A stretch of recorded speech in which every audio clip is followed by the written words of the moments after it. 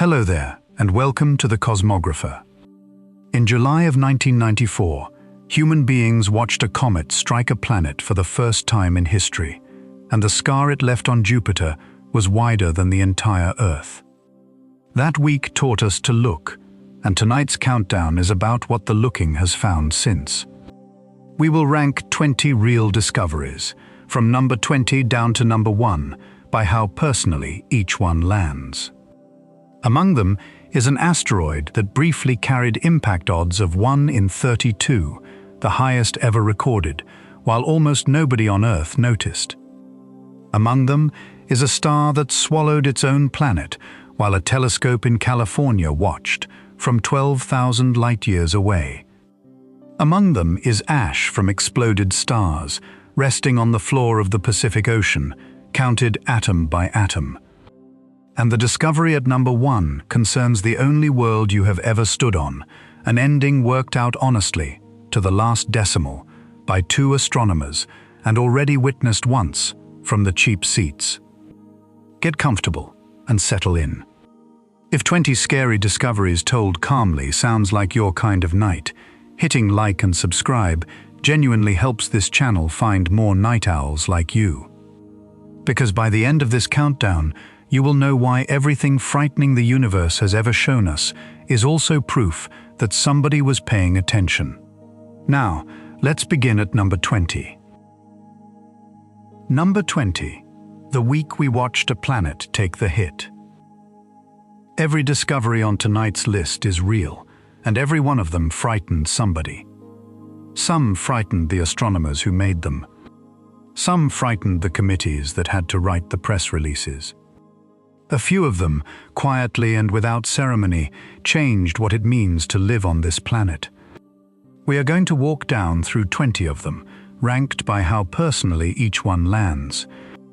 The list begins at a comfortable distance, with things we merely watched happen to other worlds. It moves inward through dead solar systems, visiting stars, and the wreckage our own galaxy is built from. Then it closes the distance entirely, through the bodies of the people who leave this planet, through the moon above your window, and finally down to the ground you are lying on right now, and the star that owns it. Along the way, you will notice something worth holding on to. Every frightening thing on this list is also a demonstration that somebody noticed. Somebody counted the atoms, ran the numbers, checked them twice, and published. Fear, examined slowly enough, keeps turning into knowledge. That is the real business of tonight. We begin at a safe distance. With the week, the solar system gave a public demonstration. In March of 1993, at Palomar Observatory in California, a photographic film came out of the developing tray, carrying something nobody had ever seen. Carolyn Shoemaker, working through images taken by her husband Gene Shoemaker and their colleague David Levy, described it as a squashed comet. It did not look like a comet at all. It looked like a smear of light with wings. Better telescopes resolved the smear within days, and the picture they returned was stranger than the smear had been. The object was a comet broken into roughly 21 separate fragments, strung out in a neat line, each piece up to about 2 kilometers across. Astronomers started calling it the String of Pearls. Its formal name became Shoemaker-Levy 9, the 9th periodic comet the trio had found together. The orbit told the story of what had happened. This comet no longer belonged to the Sun. It had been captured by Jupiter, probably decades earlier, and it was circling the giant planet in a long, doomed loop. During a close pass in 1992, it had strayed inside the boundary called the Roche limit, the distance at which a planet's tides overwhelm a small body's own gravity. Jupiter had simply pulled it apart, the way wet sand comes apart between your fingers. The fragments kept flying in formation because they had nowhere else to go. Then the orbit calculations delivered a sentence no astronomer had ever been able to write before. The fragments would come back around, and in July of 1994, all of them would strike Jupiter. For the first time in the history of our species, a planetary impact was predicted in advance, with a date, and the whole world was invited to watch. The impacts began on July 16, 1994, and continued for 6 days, one fragment after another arriving like slow freight. Each piece hit at about 60 kilometers per second, which is roughly 216,000 kilometers per hour. The impact points sat just around the curve of the planet, barely out of direct view from Earth, which felt at first like a cruel joke. It was not. Jupiter rotates in just under 10 hours, and its own spin carried each fresh wound into view within minutes of the strike. The Galileo spacecraft, still on its way to Jupiter, watched the flashes directly from its angle of approach. And the Hubble Space Telescope, repaired only months earlier, recorded plumes of superheated gas rising some 3,000 kilometers above the cloud tops, higher than the distance from Los Angeles to Chicago, rising off a planet that had just been punched. The largest strike came from the piece labeled Fragment G. The energy it released has been estimated at roughly 6 million megatons of TNT. That is hundreds of times the yield of every nuclear weapon on Earth combined, delivered in a single arrival by a piece of ice and rock about 2 kilometers wide. The dark scar it left in Jupiter's clouds was wider than the entire Earth. For a while that summer, the bruises on Jupiter were easier to see in a small telescope than the Great Red Spot, a storm that has been famous for centuries. The scars took months to fade. Here is the scene as it happened, in one control room among hundreds. It is the evening of July 18th, and the image on the monitor refreshes one slow line at a time. The astronomers are not talking much. Fragment G went in about an hour ago, on the far side, and the planet's rotation is about to bring the sight around the limb. Someone has done the arithmetic on a napkin and does not repeat it out loud, because the number sounds wrong, even to the person who wrote it. The first pixels of the impact site crawl onto the screen. There is a dark mark there, and it keeps growing as the scan fills in, and the room slowly understands that the mark is not going to stop growing until it is larger than the planet they live on. Somebody laughs, one short breath, the way people laugh when a fact refuses to be reasonable. Somebody else just says, quietly, that they hope everyone is looking at this. Everyone is.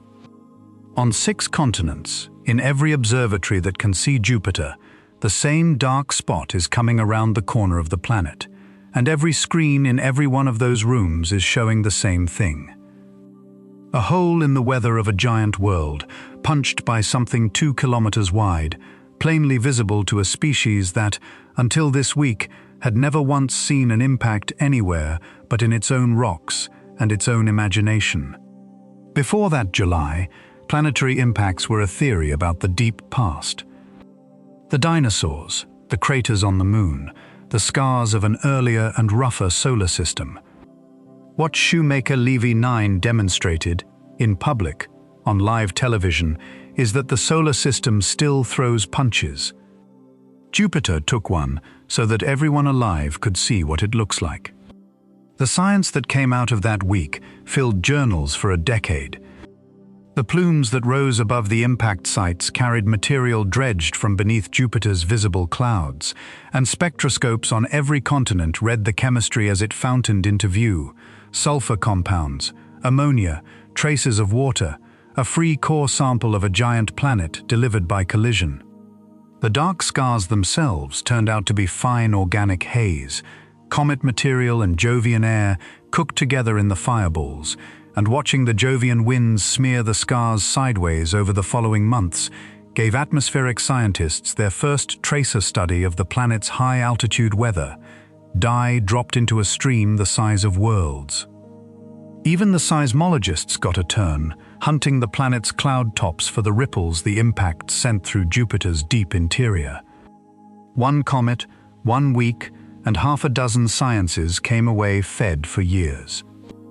There was also a debate the impact started that has never fully closed about what Jupiter actually is to us. One school reads the giant planet as a shield, a gravitational goalkeeper whose bulk intercepts comets that might otherwise wander sunward, and Shoemaker Levy 9 as the shield, doing its job in public.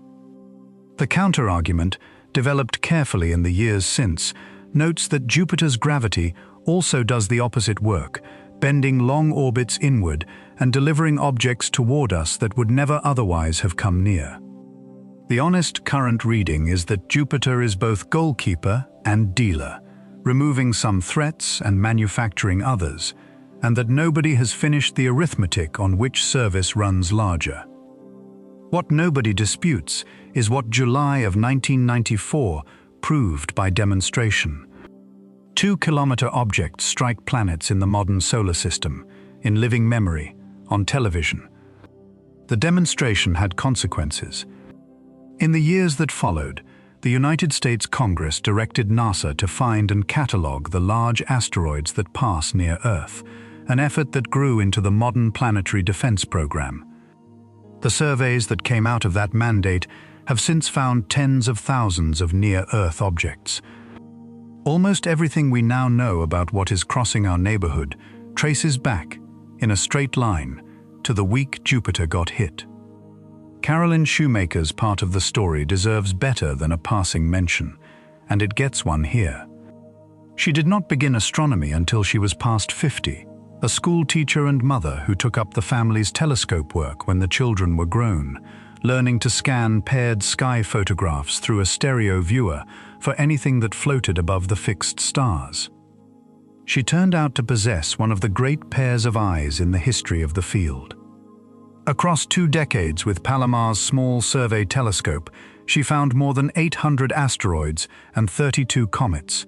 For years, the record for comet discoveries by any individual, all of it done by patient, repetitive, unglamorous inspection, hour upon hour of film, night after night of the same careful looking. She was 64 years old when she pulled the squashed comet out of a frame that most reviewers would have set aside as flawed. The discovery that taught our species what impacts look like was made by someone who started late, worked carefully, and never assumed a boring frame was boring. And there is a human thread here that this list will pick up again later, so hold on to the name. Gene Shoemaker was the founder of a science, the geology of other worlds.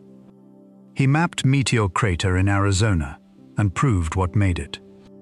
He trained the Apollo astronauts to read a landscape, taught the men who walked on the moon how to see it the way a geologist sees it.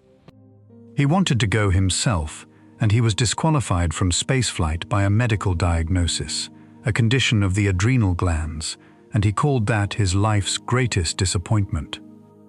He spent the rest of his career finding the things that hit planets, and in 1993, with his wife Carolyn and their friend David, he found the one that the whole world watched. He died in a car accident in Australia in 1997, still doing fieldwork, still looking for craters. Remember him. He is not finished on this list. Watching taught us to look. And the first place we pointed our new attention turned out to have a blind spot, directly overhead at noon. Number 19. The planet killer, hiding in the sun's glare. Every survey telescope on Earth shares one limitation, and it is not a flaw in the engineering. It is the daytime sky. A telescope cannot search for faint moving objects in a sky that is bright blue, which means the region of space between us and the sun, the inner part of our own neighborhood, has always been the least watched direction there is. Astronomers have known about this blind spot for as long as there have been surveys. In 2022, they found out what had been sitting inside it. The discovery was announced on the last day of October 2022. Scott Shepard of the Carnegie Institution for Science, with his colleagues, had been running a deliberately uncomfortable observing program. They were using the Dark Energy Camera, a powerful wide-field instrument mounted on the 4-meter Blanco telescope in Chile, and they were pointing it low, toward the horizon, during the roughly 10 minutes of twilight at the beginning and end of each night.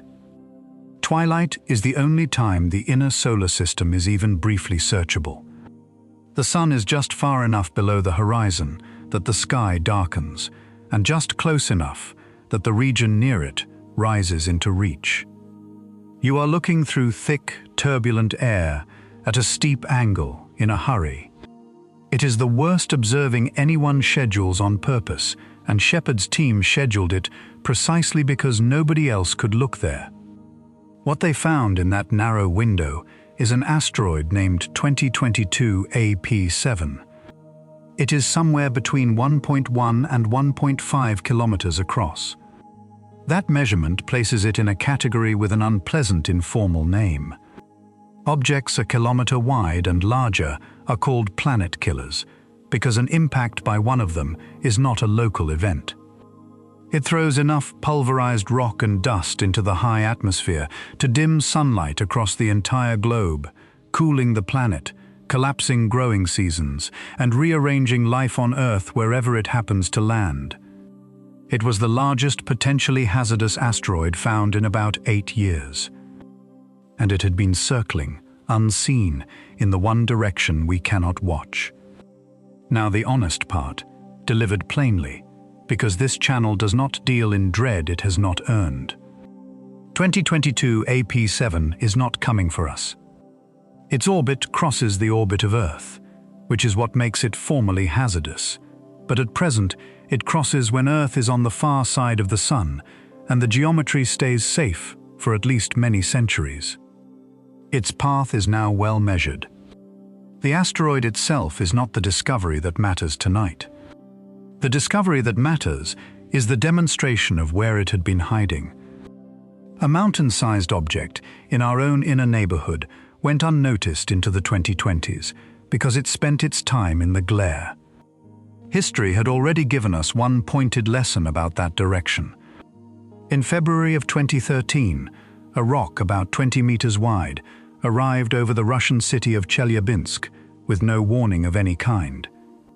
It came out of the daytime sky, out of the direction of the sun, the one approach no telescope on Earth could have covered.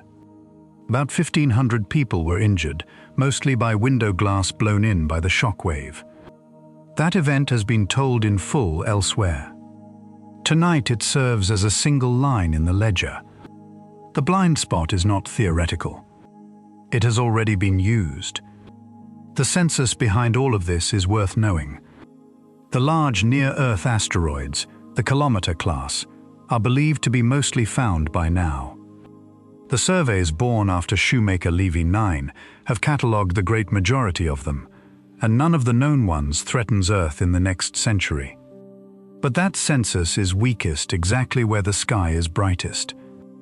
The population of large objects that spend most of their time inside Earth's orbit, sunward of us, is the least complete page in the whole book. 2022 AP7 was found on that page. Its neighbors, whatever they are still on it. The same team also found an asteroid named 2021 PH27, which circles the Sun faster than any other known asteroid, a world that lives its whole life deep inside the glare. It is worth dwelling for one more moment on how strange the working conditions were for this discovery, because the strangeness is the point. The dark energy camera is one of the premier instruments on Earth, 570 megapixels, built to survey the deep universe. Shepard's program takes this precision machine and points it, twice a night, at the ugliest sky available, the band of twilight, just above the horizon where the atmosphere is thickest and the scattered sunlight is still draining away. Each usable exposure is a compromise between a sky too bright and a target field already setting. There are perhaps 10 good minutes at dusk and 10 at dawn, and then the window closes and the inner solar system goes back behind the glare for another day. Inside those slivers of observing time, the team has to catch objects that never stray far from the sun as seen from Earth, which means every discovery in that zone is made against the light, at the edge of the possible, at the edge of the evening. The wonder is not that a kilometer-wide asteroid stayed hidden there for so long. The wonder is that anyone found it at all. The fix is already being built, and it is a lovely piece of thinking. You cannot beat the daytime sky from the ground, so you leave the ground. NASA's NEO Surveyor is an infrared space telescope designed for exactly this problem, planned for launch in the late 2020s. It will park itself at a gravitational balance point between Earth and the Sun and look inward at the blind region in infrared light. In the infrared, an asteroid does not need to reflect sunlight to be seen. It glows with its own heat, a warm stone against the cold of space. The glare that hides these objects from every telescope on Earth is irrelevant to a telescope that sees heat instead of light.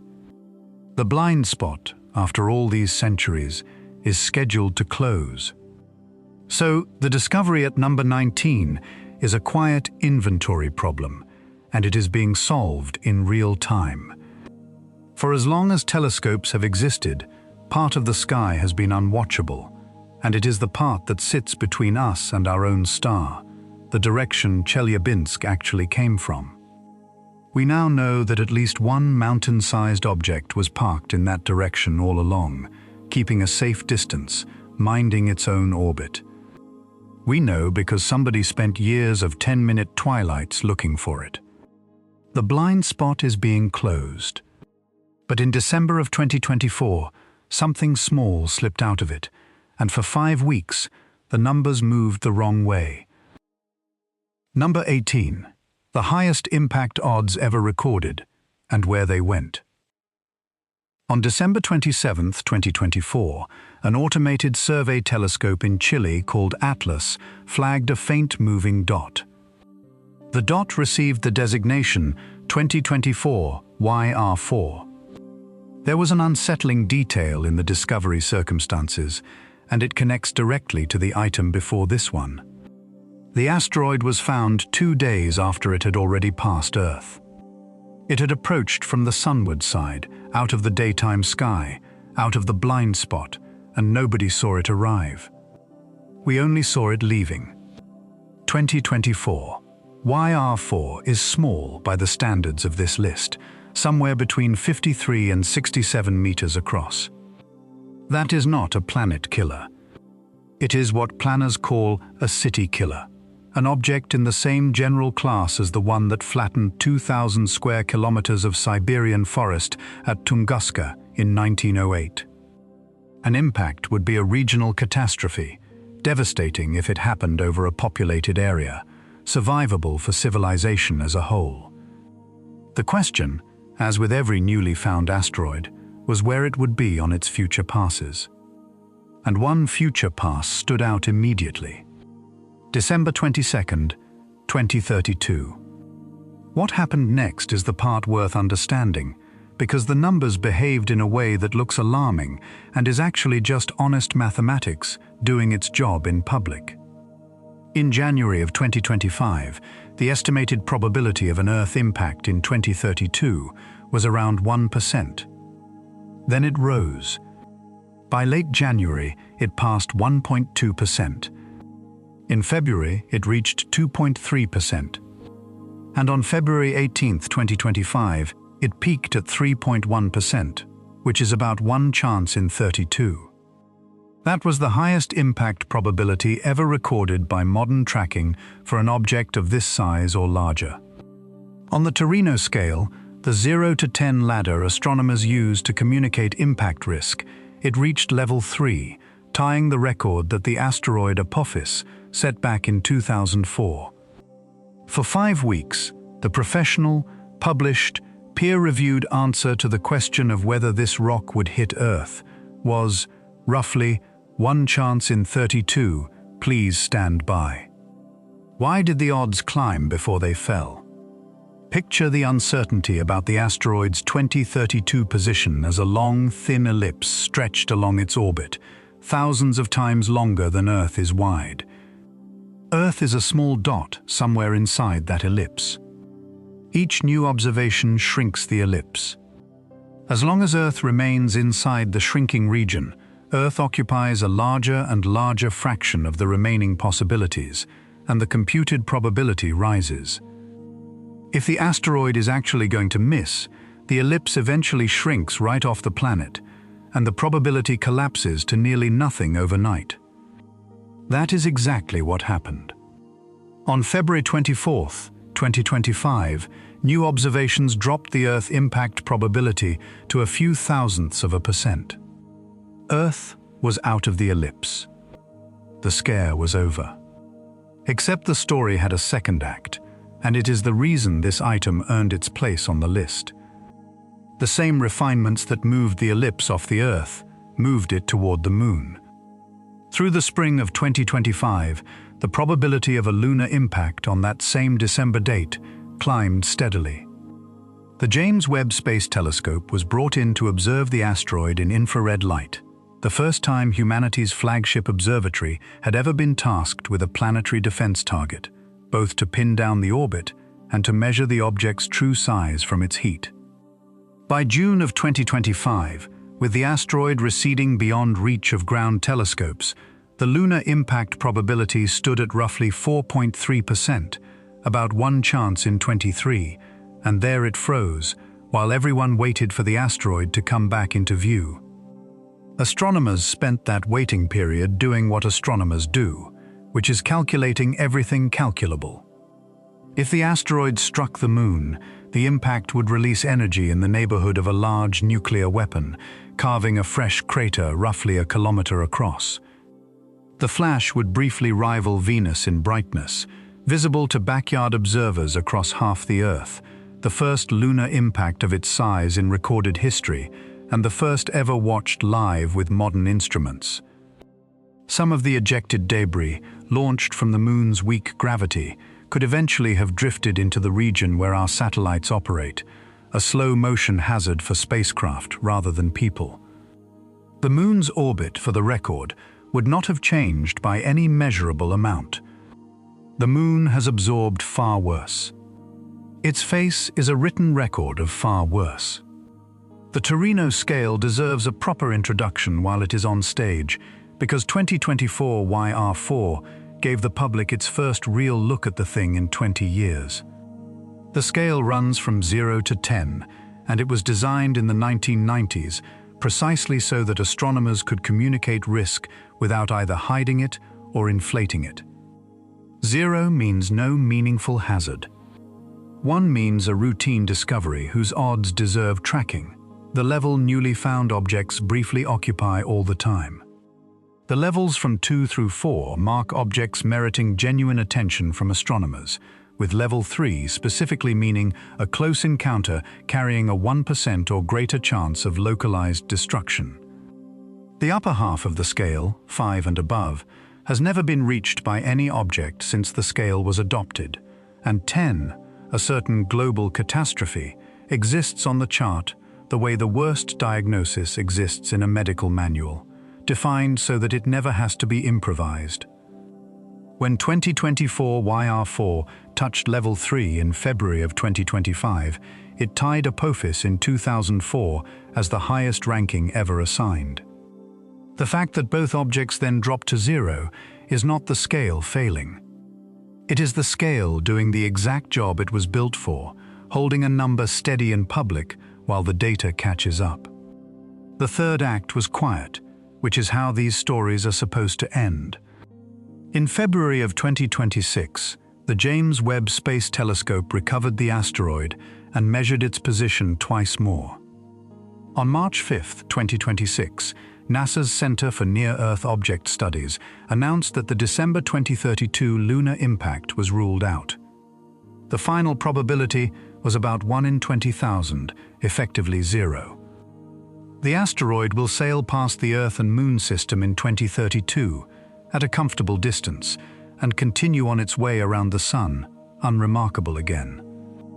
Step back and look at what actually happened across those 14 months, because it is the discovery hiding inside the drama. A rock, the size of a building, slipped out of the solar blind spot. Within days, it was catalogued. Within weeks, its odds were being computed, published openly, and updated with every observation, while international planetary defense protocols activated for the first significant time, formal notifications, coordinated observing campaigns, the flagship space telescope retasked on demand. The numbers rose because honesty demanded it, and everyone could watch them rise. Then better data arrived, and the numbers did what numbers do when the answer is a miss. They collapsed. No panic, no mystery, no rumor. A press release instead of a surprise. For most of human history, an object like 2024 YR4 would have simply arrived or not arrived, and either way nobody would have known anything until the sky lit up. Every generation before ours lived under that arrangement without knowing it. We are the first who get the other arrangement, the one with warning times and error bars. For 5 weeks in early 2025, the machinery of that new arrangement carried a genuinely uncomfortable number, 1 in 32, and it carried the number calmly, in public, and then set it down. Most people on Earth went about their lives without ever learning that the drama had happened at all. That, strangely enough, is what safety looks like from the inside. Planets, it turns out, we can dodge, or at least see coming. But some collisions cannot be dodged by anyone, and the next discovery is one we caught in progress. A star eating. Number 17. The first time we watched a star swallow. A planet. In May of 2020, a telescope on Palomar Mountain photographed a star misbehaving, and nobody noticed for months, because the sky is full of stars misbehaving, and this one did it quietly. The instrument was the Zwicky Transient Facility, a survey camera that photographs the entire northern sky every 2 nights, comparing each image to the last and flagging anything that changed. It flags roughly 100,000 changes a night. Buried in that torrent was a star about 12,000 light-years away, toward the constellation Aquila, the Eagle, that had brightened by a factor of about 100 in the space of roughly 10 days, and then, over the following months, faded gently back into anonymity. A young astronomer at MIT named Kishalay D found it while searching the survey's archives for something else entirely. He was looking for a particular kind of binary star flare, and this event failed all his filters in interesting ways. It was far too feeble to be a nova, the thermonuclear flash that happens on the surface of a white dwarf star. Ordinary novas outshine this event by a factor of about 1,000. But it was far too energetic and far too red to be any known kind of stellar flare. The afterglow was strangest of all. Where a nova leaves hot ionized gas glowing at tens of thousands of degrees, this event left cool molecular gas and, in the months that followed, a thickening shroud of dust. Whatever had happened, it had happened at low temperature, by the standards of stars, and it had made smoke. Dee spent years puzzled by that source, and the answer, when it finally assembled itself, came from an entirely different telescope. NASA operates an infrared observatory called NEOWISE, which sweeps the whole sky repeatedly, seeing heat rather than visible light. When Dee's team pulled the NEOWISE record of the star, they found the detail that broke the case open. The star had started brightening in the infrared roughly 9 months before the visible flash. Something had been shedding warm dust into the system well before the main event, a slow leak of debris ahead of a catastrophe, invisible to ordinary telescopes and obvious in heat. Here is the reconstruction, published in the journal Nature in May of 2023, and now the accepted reading of the event, known as ZTFSLRN 2020. The star is a close cousin of our Sun, somewhere between about 8/10 and 1.5 times its mass, and it is entering the stage of life where a star of that kind begins to swell. Close beside it, in an orbit smaller than Mercury's, there was a planet, a gas giant somewhere between the mass of Jupiter and about 10 Jupiters. The two had been companions for billions of years, and the arrangement was ending. Tides between the planet and the swelling star were dragging the planet down, and as it skimmed the stellar surface, it began throwing off material, the warm dust Neowise saw. Then the plunge completed. The star's outer layers closed over the planet. The engulfment ejected a belch of gas that cooled into a cloud of dust, and the release of gravitational energy lit the star up 100-fold. 10 days of light. That was the whole public record of the planet's existence, a modest flare in one corner of one survey, logged by software, unremarked for months. Hold on to that phrase, 10 days of light. It is the full obituary the universe published for an entire world, a planet that likely formed when its star did, that circled it for billions of years, that may have had weather and seasons of a kind, and whose disappearance registered as a single faint entry in a survey database on a mountain in California. This list will need that phrase again before the night is over, and when it comes back, it will mean something closer to home. Think about what the detection actually required, because the modesty of the signal is the most sobering part. The event, at its peak, reached about 1,000th the energy of an ordinary nova. In a galaxy of several hundred billion stars, where entire stellar explosions are routine catalog entries, the total destruction of a planet registered as a brief, faint reddish flicker that a human eye at a telescope would almost certainly have passed over. It was found because modern astronomy no longer relies on human eyes at telescopes. It relies on software comparing tonight's sky to last week's, and on archives deep enough that a puzzled researcher can pull years of history on any coordinate, and on the stubbornness of one person who kept a minor anomaly on his desk for years until a second telescope, working in a second kind of light, supplied the missing chapter. The universe had been swallowing planets in full view all along. What changed in 2023 is that our species finally had its receipts organized. The event was a first, but the phenomenon is not rare. Astronomers estimate that a planetary engulfment of this kind happens somewhere in the Milky Way between once a year and a few times per decade. Our galaxy quietly eats planets all the time. Every generation of astronomers before this one lived in a galaxy where that was happening and had never once caught it in the act. The difference now is simply that we photograph the whole sky every 2 nights and employ people stubborn enough to chase every flag the software raises. Something about the scale of that flare deserves to be held up to the light, because the numbers are almost inverted from intuition.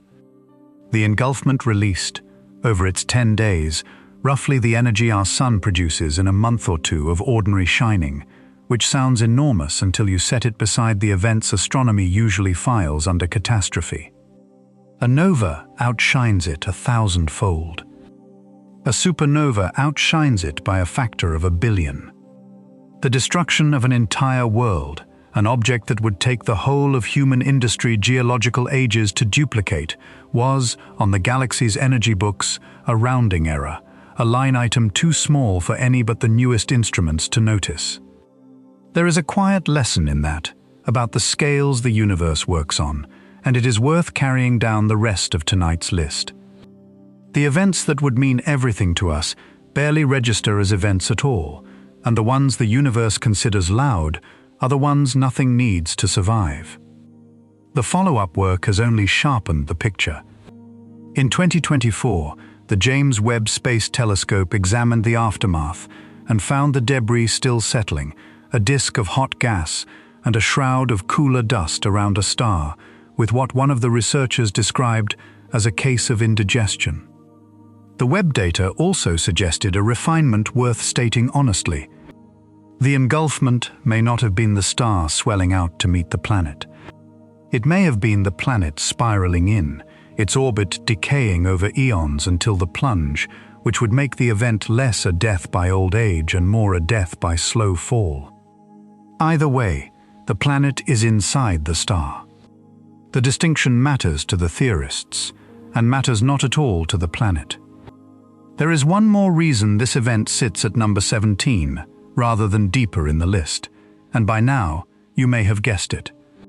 The star in Aquila is the same kind of star as ours, at the stage of life ours will reach. The planet died the way close-orbiting planets die when their star begins to swell. Astronomers studied this event as carefully as they did, partly because it is a preview, not an analogy, not a metaphor. The same physics, the same sequence, the same 10 days of light, scheduled for a date we will come to at the very end of tonight's list. One swallow, caught once. But dead stars keep records, and when we learned to read them, the records said this happens everywhere. Number 16. The autopsy reports of dead solar systems. A white dwarf is what remains when a star like the Sun finishes dying. It is the old core, laid bare, an object roughly the size of Earth, carrying roughly half the mass of the Sun. A teaspoon of its material would weigh several tons. Its surface gravity runs about 100,000 times stronger than the gravity holding you to your mattress right now, and that gravity does something useful for astronomers. It sorts. In an atmosphere under that kind of pull, anything heavier than helium sinks out of sight in days to weeks, the way pebbles vanish in a pond. Left alone, every white dwarf should present a perfectly clean face of pure hydrogen or pure helium, and nothing else, forever. That is the setup. Here is the discovery, assembled over 4 decades and still accelerating. When astronomers actually take the spectra of white dwarfs, splitting their light to read their chemistry, a large fraction of them are not clean. Estimates run from 1/4 to 1/2 of all white dwarfs surveyed. Their atmospheres carry calcium, magnesium, silicon, iron, the ingredients of rock. Astronomers call it pollution, and the word is well chosen, because the metals do not belong there and cannot stay there. Remember the sorting. Heavy elements sink out of a white dwarf's atmosphere in days to weeks.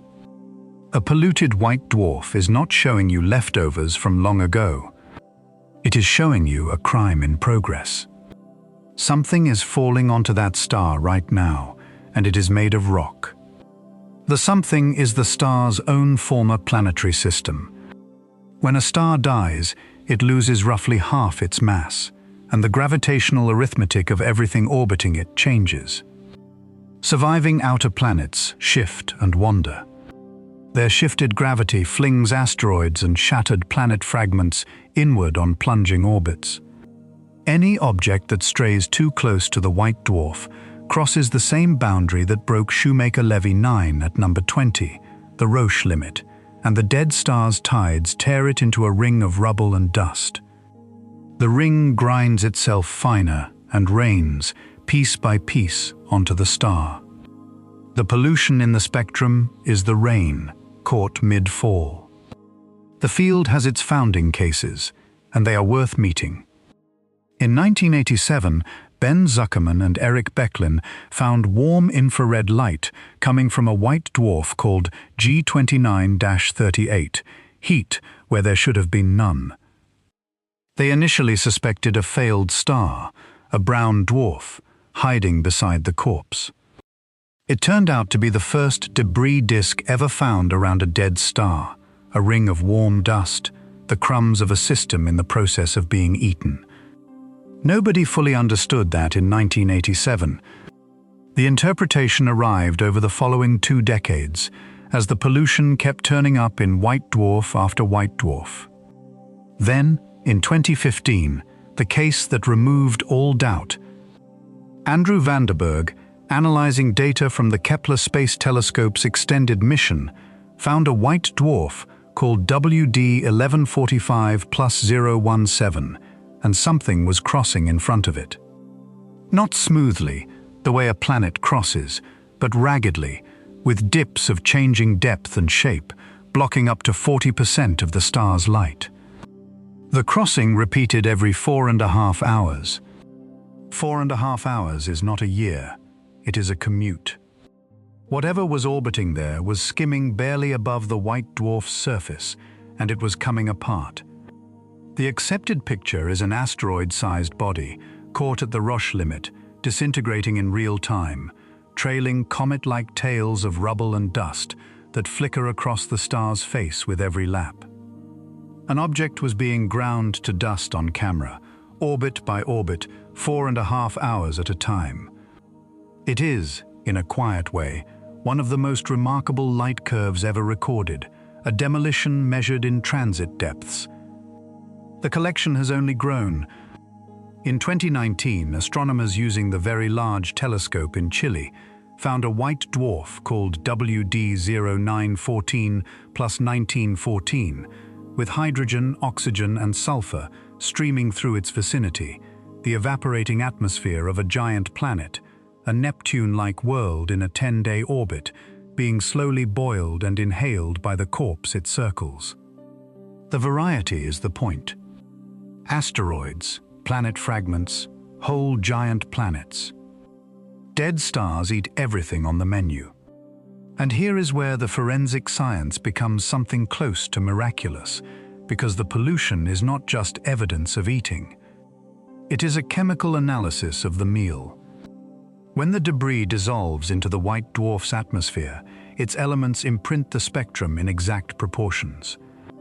Astronomers can read those proportions and reconstruct, with real precision, the composition of the destroyed body. This is the only direct geochemistry humanity possesses for rocky worlds outside our solar system. We cannot land on an exoplanet, cannot drill one, cannot hold a piece of one. But we can read the stomach contents of dead stars, and the results are strangely familiar. Most of the debris is dry rock, iron and silicates in proportions much like the asteroids of our own belt. Some fragments are clearly pieces of differentiated bodies, worlds that had separated into iron cores and rocky mantles, which means they were true protoplanets, built the way Earth was built, before something shattered them. A few systems show water-rich debris, the remains of icy bodies. One famous case carried the chemical signature of something resembling continental crust.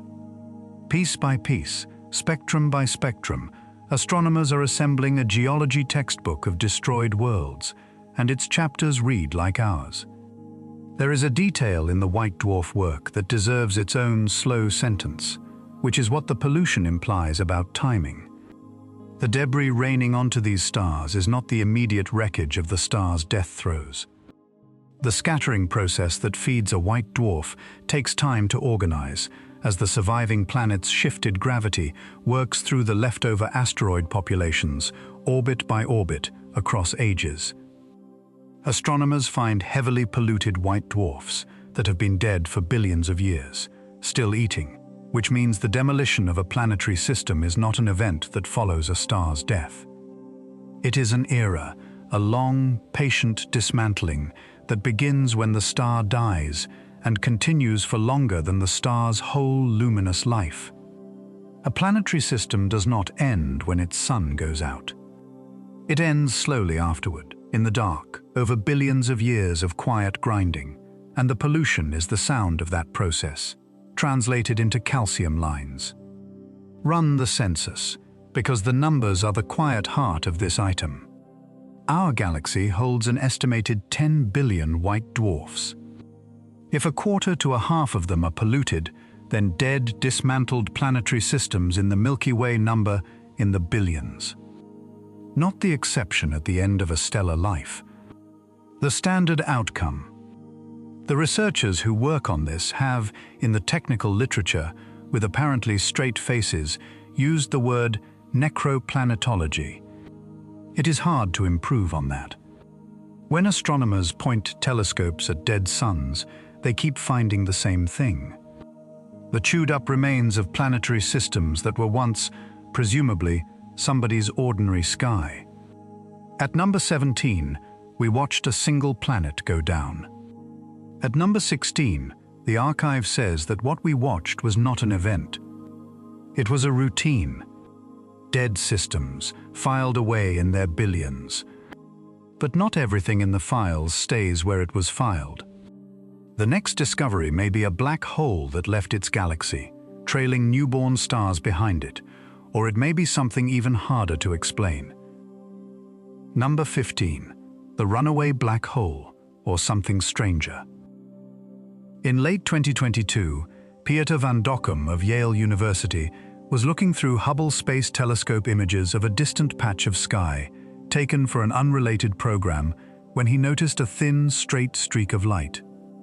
His first thought was entirely practical.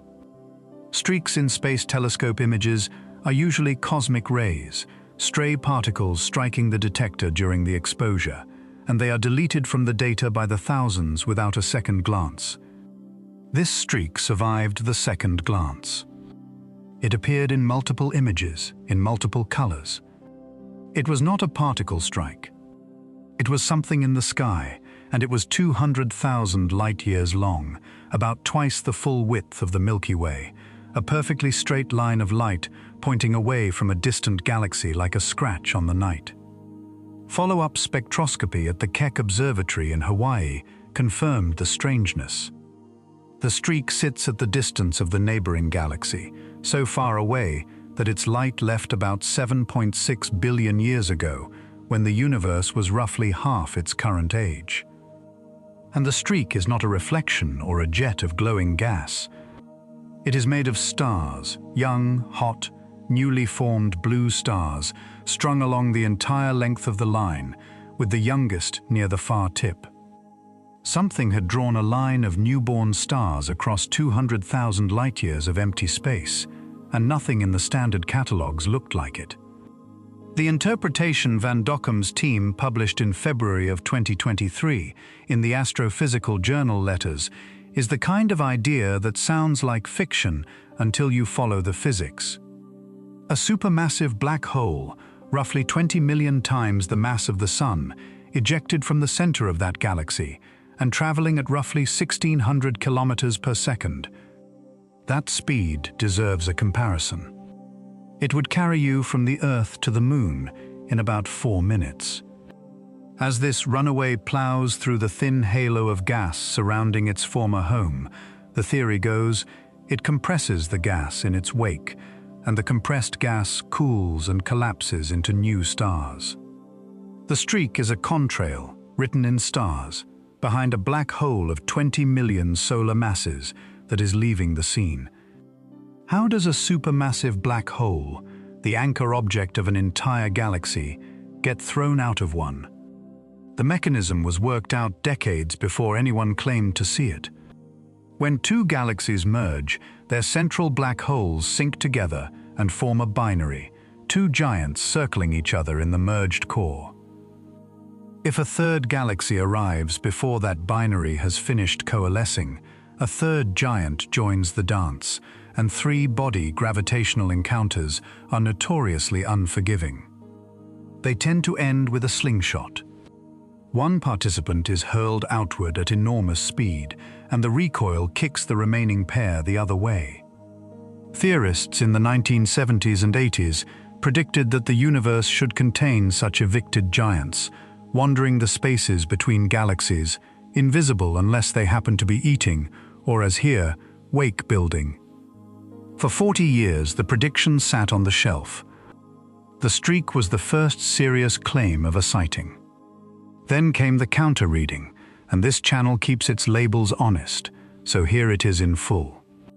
Later in 2023, a team led by Jorge Sanchez Almeida published a careful reanalysis, arguing that the streak's brightness profile, its motions, and its star-forming knots all match a much less exotic object seen from an unlucky angle. A thin disk galaxy, viewed perfectly edge-on, would also look like a needle of young stars. On that reading there is no runaway, just a flat, faint galaxy presenting itself to us at exactly the angle that hides its shape. The two camps have traded papers since, and the case remains genuinely open. The tiebreakers will come from deeper imaging and from motion. A true runaway wake should show stars streaming along the line, with ages that march in order from tip to base. An edge on disk should rotate. The James Webb Space Telescope and the new Vera Rubin Observatory survey data are both capable of settling it, and one of them likely will. Notice, though, what the honest framing does to this item. It does not diffuse it. Both available explanations are strange. Either a 20 million solar mass black hole was thrown out of its galaxy and is currently crossing intergalactic space with a 200,000 light-year plume of newborn stars behind it, or there exists a galaxy so thin, so flat, and so perfectly aligned with our line of sight that professional astronomers mistook it for an escaping black hole. The universe obliged us to choose between those two sentences. There is no third option on the table in the published literature. The scale of the claimed object rewards a moment of contemplation, taken slowly. 20 million solar masses is about 5 times heavier than the black hole at the center of our own galaxy. An object in that class is normally the permanent anchor of a galactic core, the deepest point in the gravitational landscape, the thing everything else orbits. The Van Dockum reading asks us to picture that anchor in motion, crossing open intergalactic space at 1,600 kilometers per second, trailing a wake of stellar nurseries the way a boat trails foam, with nothing ahead of it but emptiness for millions of light years. It would keep that heading, essentially forever, the universe's expansion carrying its old galaxy one way while the exile runs the other. If the interpretation holds, somewhere out there tonight is a gravitational engine heavier than 20 million suns with no home, no destination, and a 200,000 light-year birth certificate written in the stars it made by leaving. And whichever way the streak resolves, the underlying possibility it advertises is real physics, not speculation. Black holes can be evicted. When two black holes merge, the gravitational waves they emit carry momentum, and if the waves are emitted unevenly, the merged black hole recoils, like a rifle. These recoil kicks are established results, and astronomers have catalogued candidate quasars sitting measurably off-center from their host galaxies, apparently in the act of leaving or wandering back. Gravity, which anchors every galaxy, also writes the eviction notices. The anchor object of 100 billion stars can, under the right sequence of collisions, simply go. There is also a small human comedy preserved in the Discovery's paper trail, worth keeping. The streak was found by a scientist doing something scientists are gently discouraged from doing: browsing. Van Dockum has said he noticed it while examining the images out of simple curiosity, the astronomical equivalent of reading someone else's newspaper over their shoulder. The image had been taken for a program about dwarf galaxies. The streak was a contaminant, the kind of thing pipelines are built to ignore. Every era of astronomy has a version of this story, the discovery that arrived sideways, through the one person who looked at the margins of the frame instead of the target, and the moral never changes. The universe files some of its strangest paperwork in the wrong folder, and somebody has to be idly leafing through it. Whether or not that particular giant ran, we know that violence on the galactic scale is ordinary, because we have checked the records of the one galaxy we can examine star by star. Our own. And the records say the Milky Way is built from the bodies of the galaxies it caught. Number 14.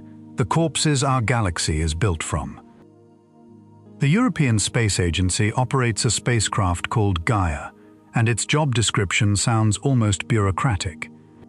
It measures the positions, distances, and motions of stars. It has done this for nearly 2 billion of them, over and over, with a precision equivalent to standing in Europe and tracking the growth of a fingernail on the moon. The result is not a photograph of the galaxy. It is something better, a motion picture, or at least the opening frame of one, with velocity arrows attached to more stars than there are people on Earth. And when astronomers began reading those arrows, the Milky Way stopped looking like a structure and started looking like an aftermath. In 2018, Amina Helmi of the University of Groningen and her colleagues published the headline case in the journal Nature. Sifting the Gaia data, they identified roughly 30,000 stars in our general neighborhood that do not move like the rest. The Milky Way's disk rotates in an orderly way, all of it circling the center in the same direction, a carousel 100,000 light-years wide. These 30,000 stars ignore the carousel. They plunge on deep, tilted, elongated orbits, many of them actually moving backwards against the galaxy's rotation.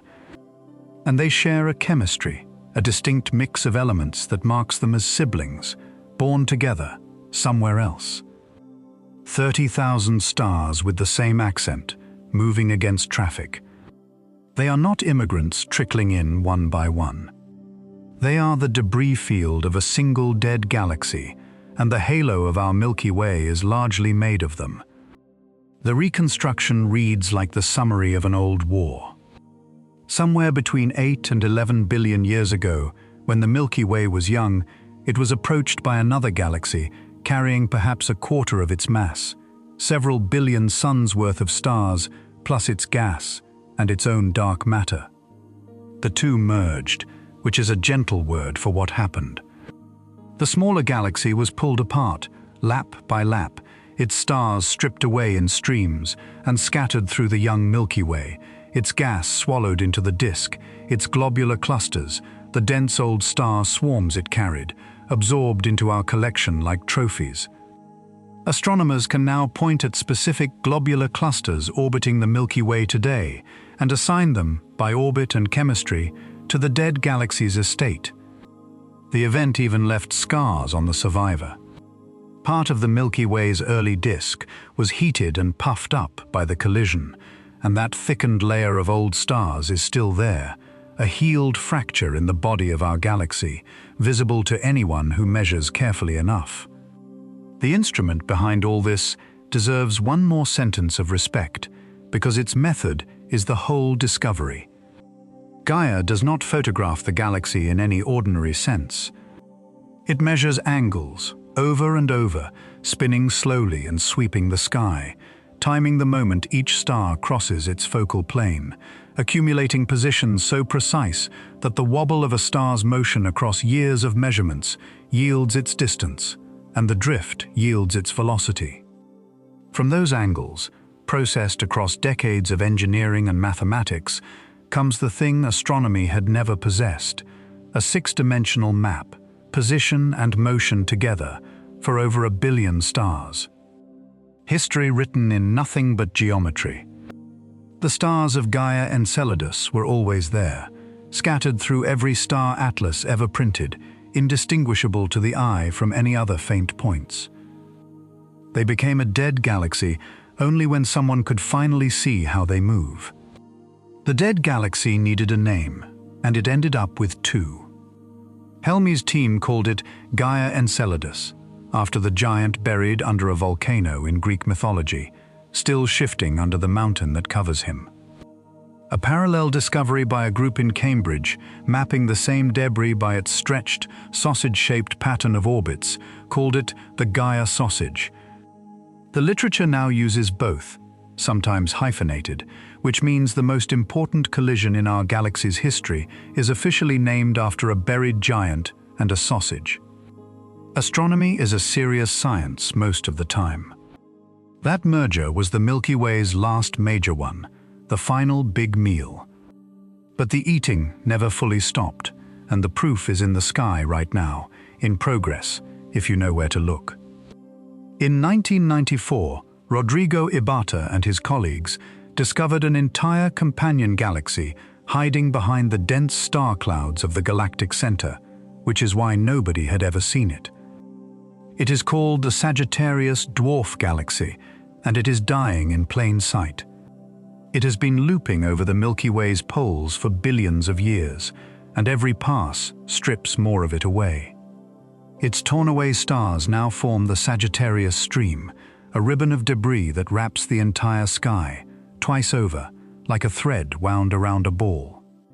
Gaia's data show the stream in exquisite, sorrowful detail, and show the dwarf itself down to maybe a few percent of its original mass, still holding together, still orbiting, still being unwound. We are watching, in real time and from the inside, exactly the process that destroyed Gaia Enceladus. And here the story turns personal in a way nobody expected. In 2020, Tomás Ruiz Lara and his colleagues published a study in Nature Astronomy comparing the ages of stars in the Sun's neighborhood with the reconstructed orbit of the Sagittarius dwarf. Star formation in our region has not been steady. It comes in bursts, and the bursts line up, suggestively, with the times Sagittarius punched through the Milky Way's disk. Each crossing sends a ripple of gravity through the disk's gas, and compressed gas is where stars are born. One of those bursts dates to roughly 5.7 billion years ago. The Sun formed about 4.6 billion years ago, close enough, within the uncertainties, to belong to the tail of that wave. State this with the honesty it requires, because it is a hypothesis, published and plausible and unproven. But it is possible, and seriously argued, that the gravitational wake of a dying galaxy is what squeezed a particular cloud of gas until it collapsed and lit, and that the light it made is the one that will be waiting behind your curtains tomorrow morning. One reassurance belongs in this item, stated plainly because the word collision earns its alarm everywhere else. When galaxies merge, their stars do not crash into one another. Stars are so small compared to the distances between them that two galaxies pass through each other like two swarms of gnats, interpenetrating, rearranging, but essentially never colliding body to body. If the Sun had been present for the entire Gaia-Enceladus merger, the likeliest experience would have been a slow scrambling of the night sky's geography across 100 million years, and nothing else. What merging galaxies actually destroy is order. Orbits are shuffled, disks are heated and thickened, gas clouds slam together and ignite bursts of star formation, and the smaller partner's identity is unwound into streams. The violence is real, but it is bureaucratic violence, done to structures and records rather than to individual stars, which is exactly why the evidence survives for Gaia to read. A collision that vaporized its participants would leave no witnesses. This kind leaves nothing but witnesses. Since Gaia, the halo has given up stream after stream, dozens of them, thin rivers of stars with names like the Helmi streams, the Orphan stream, GD1, each the remains of some dwarf galaxy or star cluster unwound by the tides. The map of our galaxy's outskirts now reads like a graveyard registry, each stream a name, a mass, an estimated date of death. A galaxy, it turns out, is not so much a thing as a running total. From a backyard, none of this shows. The Milky Way arches overhead looking eternal, a fixed feature, the most permanent thing a human eye can see. The measurement says otherwise. The measurement says you live inside an ongoing digestion, in a galaxy assembled from the bodies of smaller galaxies, one of which may have kindled your own star as it died. Nothing about the night sky is settled. It is only slow. Galaxies collide in deep time, on clocks of billions of years. But stars visit on much shorter schedules short enough to matter to a species. And one of them visited while humans were watching. Number 13. The star that flew through the solar system. In 2013, an astronomer in Potsdam named Ralf Dieter Schultz was doing the patient work of checking sky survey data for overlooked neighbors, nearby stars that had escaped notice. He found one, a dim red dwarf about 22 light-years away, hiding in a crowded field near the plane of the Milky Way. It was faint, it was small, and at first it seemed merely to be one more entry for the catalogues. It carried an odd combination of properties, though. For a star so close, it crawled across the sky remarkably slowly. Nearby, stars normally drift visibly against the background over the years, the way close scenery slides past a train window. This one barely moved sideways at all. There are two ways a nearby star can show almost no sideways drift. Either it truly is not moving much, which is rare, or its motion is aimed along our line of sight, straight toward us or straight away. Measurements of its light settled the question. The star showed a large velocity directly away from the Sun. It was receding at over 80 kilometers per second, while barely shifting sideways, which means its path through space, run backwards, points almost exactly at us. Eric Mumajek of the University of Rochester and his colleagues did the careful version of that backwards calculation and published it in February of 2015. Roughly 70,000 years ago, this dim little star, along with its companion, an even dimmer brown dwarf, a failed star too small to sustain fusion, passed about 52,000 astronomical units from the Sun. An astronomical unit is the distance from the Earth to the Sun, so 52,000 of them is about 8/10 of a light year. That is not close in any human sense. It is 5 times farther than the outermost planets. But the solar system does not end at the planets.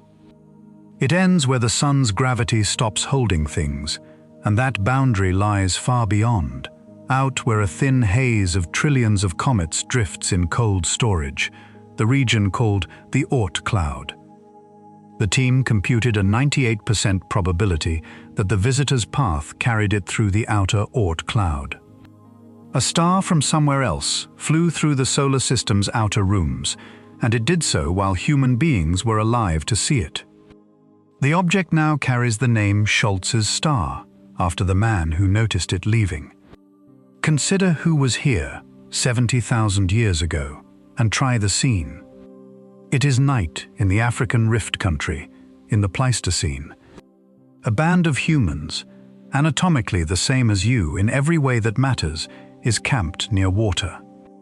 The fire has burned down to coals, and someone is awake, keeping it, looking up out of habit at a sky that no living person tonight would fully recognize, because the constellations drift over that much time. Schultz's star is up there somewhere, and on an ordinary night it is invisible, a red point far too faint for any eye. But small red stars of its kind are flare stars. Their surfaces snap and reband their magnetic fields, and for minutes or hours they can brighten 100-fold.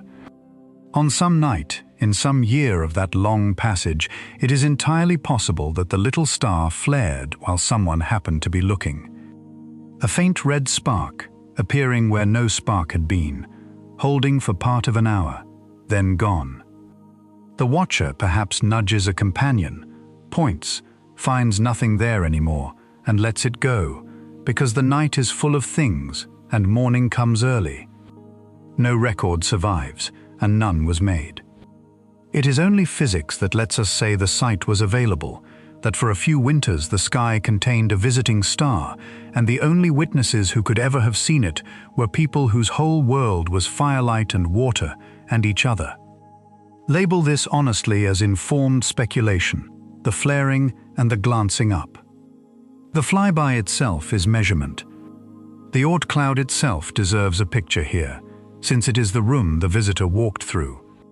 Beyond the planets, beyond the belt of icy worlds that includes Pluto, the Sun's gravitational estate continues outward for an enormous distance, thinly populated by comets in cold storage, trillions of them by the standard estimates, each one a mountain of ice and dust parked on an orbit measured in hundreds of thousands of years. The inner boundary lies out past 1,000 astronomical units, and the outer edge frays away somewhere beyond 100,000, nearly half the distance to the next star, a sphere of sleeping objects, so widely spaced that a traveler crossing it would likely never see a single one. It is less a cloud than a national archive, the preserved leftovers of the solar system's construction, undisturbed for billions of years at a stretch. Undisturbed, that is, except when the galaxy's tides lean on it, or when something with real mass comes through, which is what makes the flybys matter. A passing star does not need to hit anything. Its gravity, sweeping through the archive, is enough to tip some of the sleepers off their shelves. What did the visit do to us? The honest answer is, very little, and slowly. A pass at 52,000 astronomical units through the thin outer cloud by a star of less than a tenth of the Sun's mass perturbs comets only gently. Some were nudged loose. The unnerving detail is the schedule. Comets fall inward from that distance so slowly that any the visitor dislodged are still falling now, and will be for a long time yet. The estimates put their arrival in the inner solar system roughly 2 million years from today. The flyby happened before civilization, and its bill, such as it is, has not yet been delivered. State the size of the bill honestly, too. Models suggest a minor uptick in comet traffic, spread over ages, not a bombardment. The visit was a brush of sleeves, not a collision. The bookkeeping behind these flyby reconstructions is worth a look, because it is a new capability of our species, quietly acquired. Given a star's exact position, distance, sideways drift, and line of sight velocity, its path becomes an equation, and the equation runs in both directions. The Gaia mission's catalog supplies those numbers for over 1 billion stars, so astronomers can now rewind the entire solar neighborhood like footage, watching stars converge on their past positions, or fast-forward it, watching future close approaches assemble themselves out of present-day motions. The published surveys of this kind track hundreds of past and future encounters within a few light-years, with the calendars running millions of years each way. It amounts to a traffic report for the stellar neighborhood, backdated and forecast, and Schultz's star was simply the first vehicle the new cameras caught close to the property line. Schultz's star was also not special. That is the discovery inside the discovery. Analysis of Gaia's motion data has catalogued hundreds of stars that have either passed close to the Sun in the last few million years or will pass close in the next few.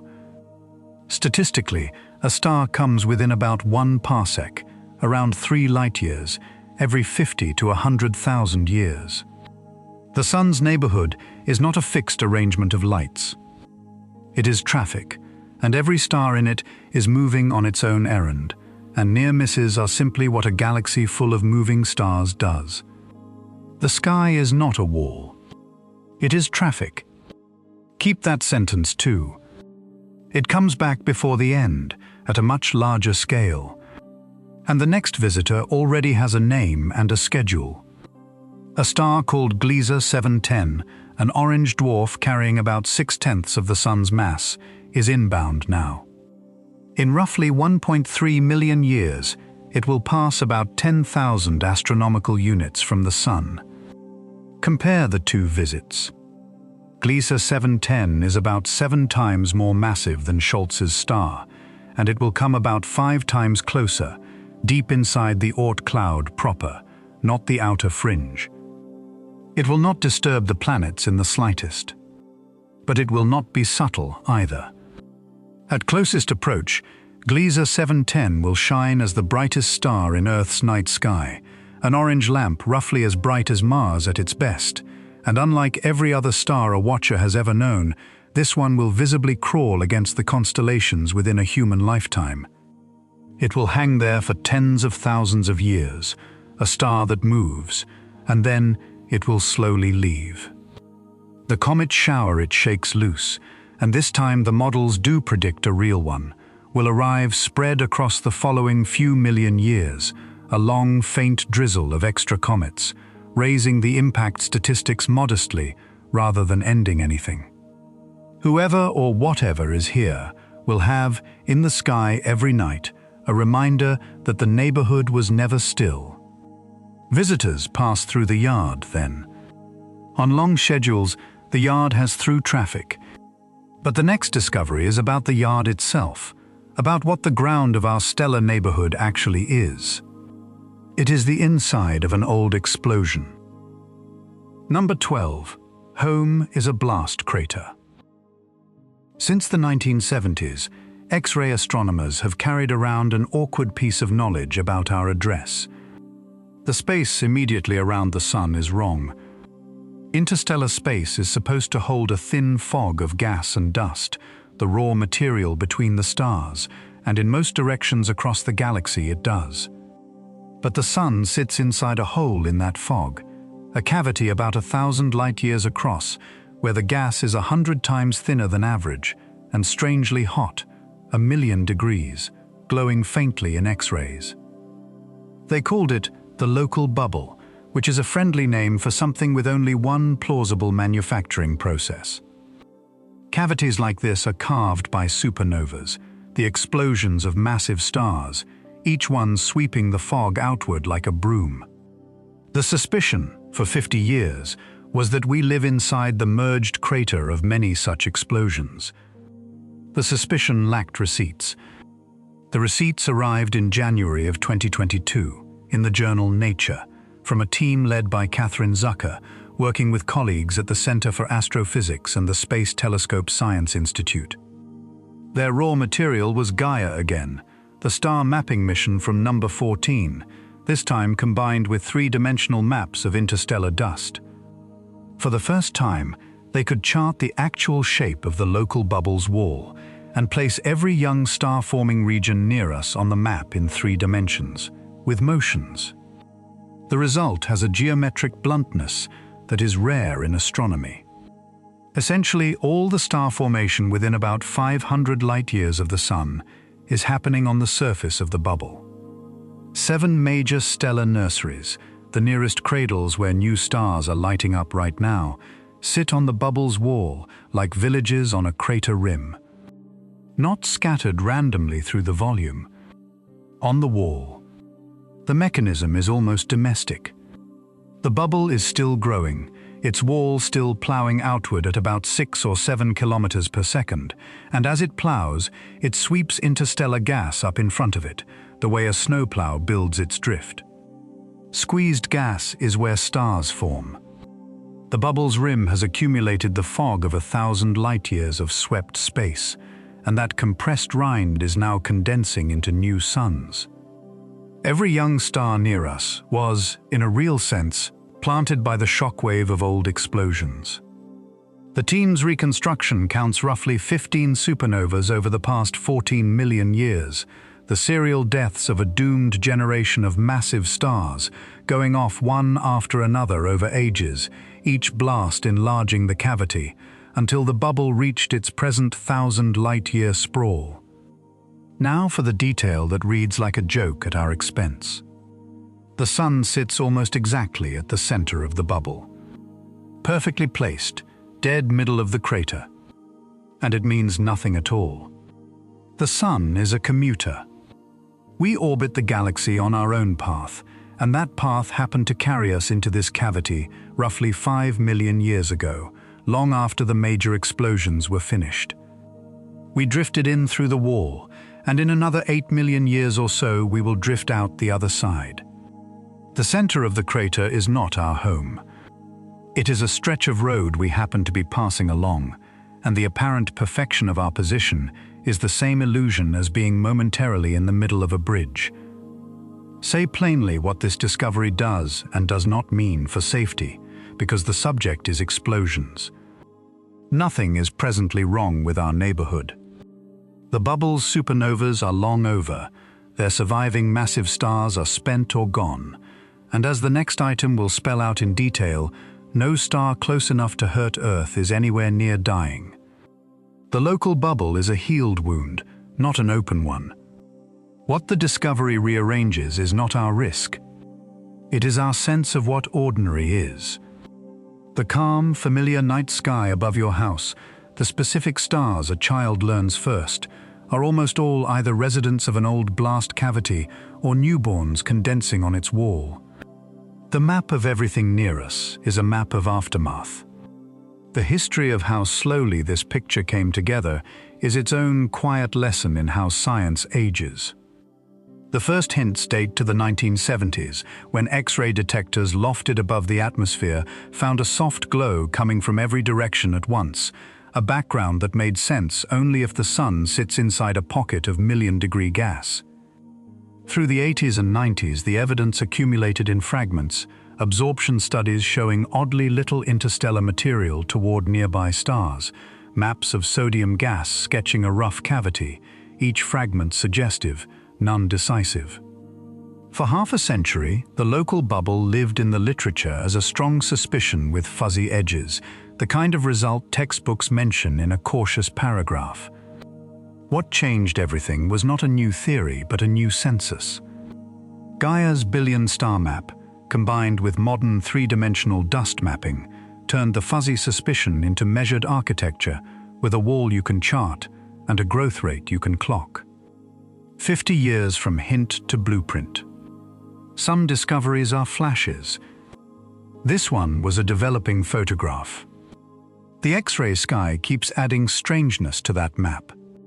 In October of 2024, researchers working with data from the Rosetta X-ray telescope, the deepest all-sky X-ray survey ever made, published a three-dimensional model of the bubble's hot interior and found something the older data had only hinted at: a tunnel.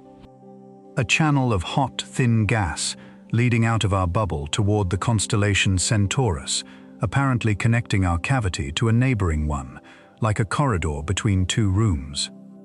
There are hints of another passage toward the constellation of the Big Dog, Canis Major, and a known chimney rising out of the galactic plane toward the halo above. The picture assembling itself is of an interstellar medium that is not a fog at all, but a foam, worked and reworked by generations of explosions, bubbles pressed against bubbles, connected by blown-out corridors, with gas and cosmic rays flowing through the network. Our galaxy's disk, mapped honestly, resembles Swiss cheese, and every hole was made the same way. Ours is simply the hole we happen to be crossing. Walk the wall once, since the villages on the rim have names you may know. The Taurus molecular clouds, the nearest large stellar nursery, sit on the bubble's surface, their dark lanes visible in binoculars as starless patches near the Pleiades. The Ophiuchus clouds ride another stretch of the rim, glowing in every astrophotographer's portfolio. The Corona Australis nursery, the Chamaeleon clouds, the Lupus clouds, region after region, each one a maternity ward, holding dozens to hundreds of forming stars, and each one, when Zucker's team checked its position and motion, sitting on the expanding shell and moving outward with it, riding the old blast wave like foam on a ripple. Even Orion, the most famous star factory in the sky, connects to the story through the adjoining superbubble its own stars have blown. The next time a documentary shows you one of those luminous cloudscapes where stars are being born, you will know the unadvertised fact about the real estate. Every one of them stands on the rim of a crater, because the crater's edge is where the raw material got swept. Astronomers see the same architecture elsewhere, which is its own strange comfort. The Orion Eridanus superbubble, blown by the young stars of Orion, sits next door to ours, bigger and busier. In the Large Magellanic Cloud, a neighboring galaxy that this list will have urgent business with a little later, there is a superbubble called N44, 1,000 light-years wide, its rim strung with new stars exactly the way ours is. This is not a local accident. It is how galaxies process their material.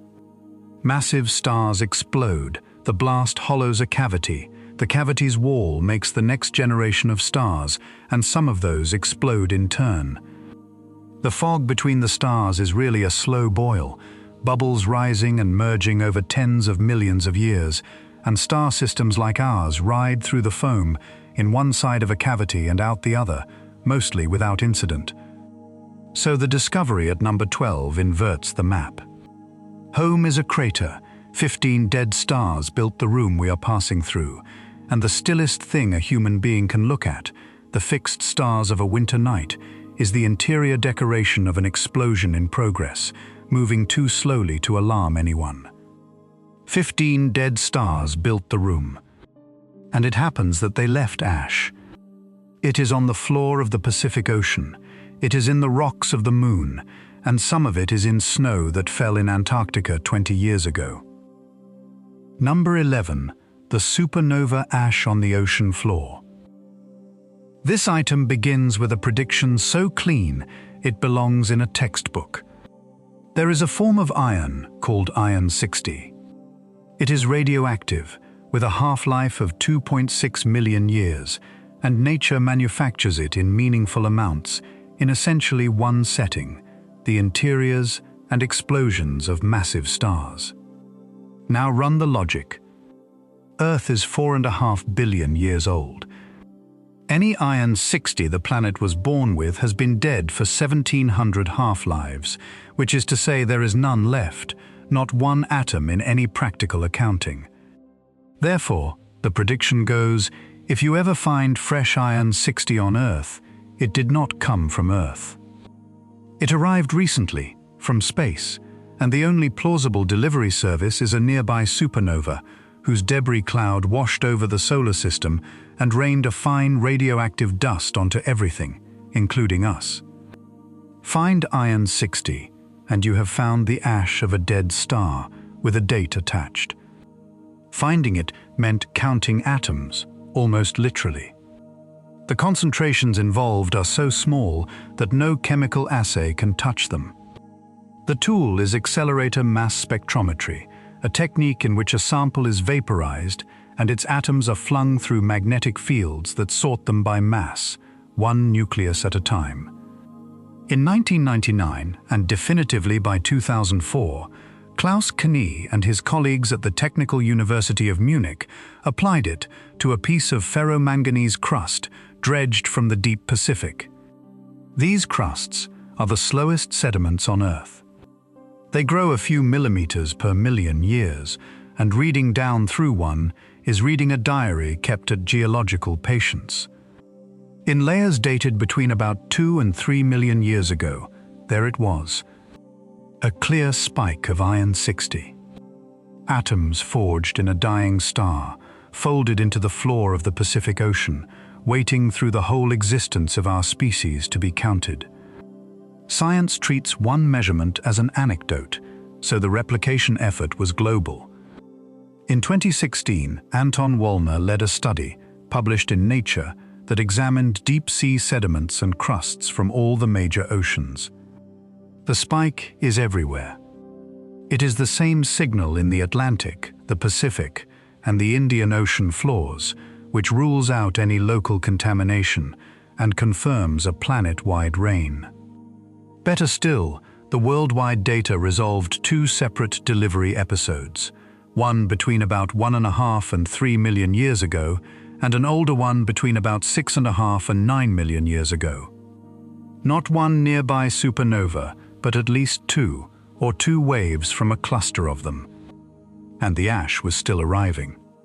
The same year, analysis of samples returned by the Apollo missions found iron-60 in the soils of the Moon, the same rain caught by a world with no weather to wash it away. The Moon and the Earth were dusted together. Then the story tightened in a way nobody quite expected. In 2019, Dominic Coll and colleagues analyzed 0.5 ton of Antarctic snow that had fallen within roughly the last 20 years, and found iron-60 in that too. Not 2 million years old. Current. The explanation is gentle rather than alarming.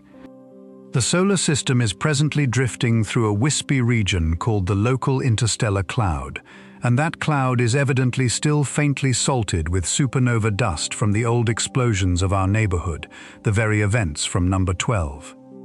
We are not merely living above an old ash layer. We are still falling through the outermost haze of it, a few atoms per snowflake field per year. And NASA's Advanced Composition Explorer spacecraft, sampling the thin rain of high-energy nuclei called cosmic rays, has caught iron-60 nuclei arriving at speed, particles whose radioactive clocks are still ticking, which means they left their forges within the last few million years. 4 independent archives, the seafloor, the Moon, fresh snow, and the cosmic rays, all reporting the same thing. The neighborhood has recent scorch marks. There is a further fingerprint in the sediments, and it deepens the story. In 2021, Wallner's group reported finding plutonium-244 in the same seafloor layers as the iron-60. Plutonium-244 is a heavier, rarer isotope, and making it requires the most extreme nucleosynthesis nature offers, the rapid capture of neutrons in environments like the collision of two neutron stars or the rarest classes of supernova. Its presence alongside the iron suggests the interstellar clouds that washed over us carry a blended archive, ash from ordinary stellar deaths mixed with traces from cataclysms far rarer and far older, all folded together in the fog between the stars. The dust settling on Earth is a core sample of the galaxy's whole violent economy. How close were the explosions that left the main spike?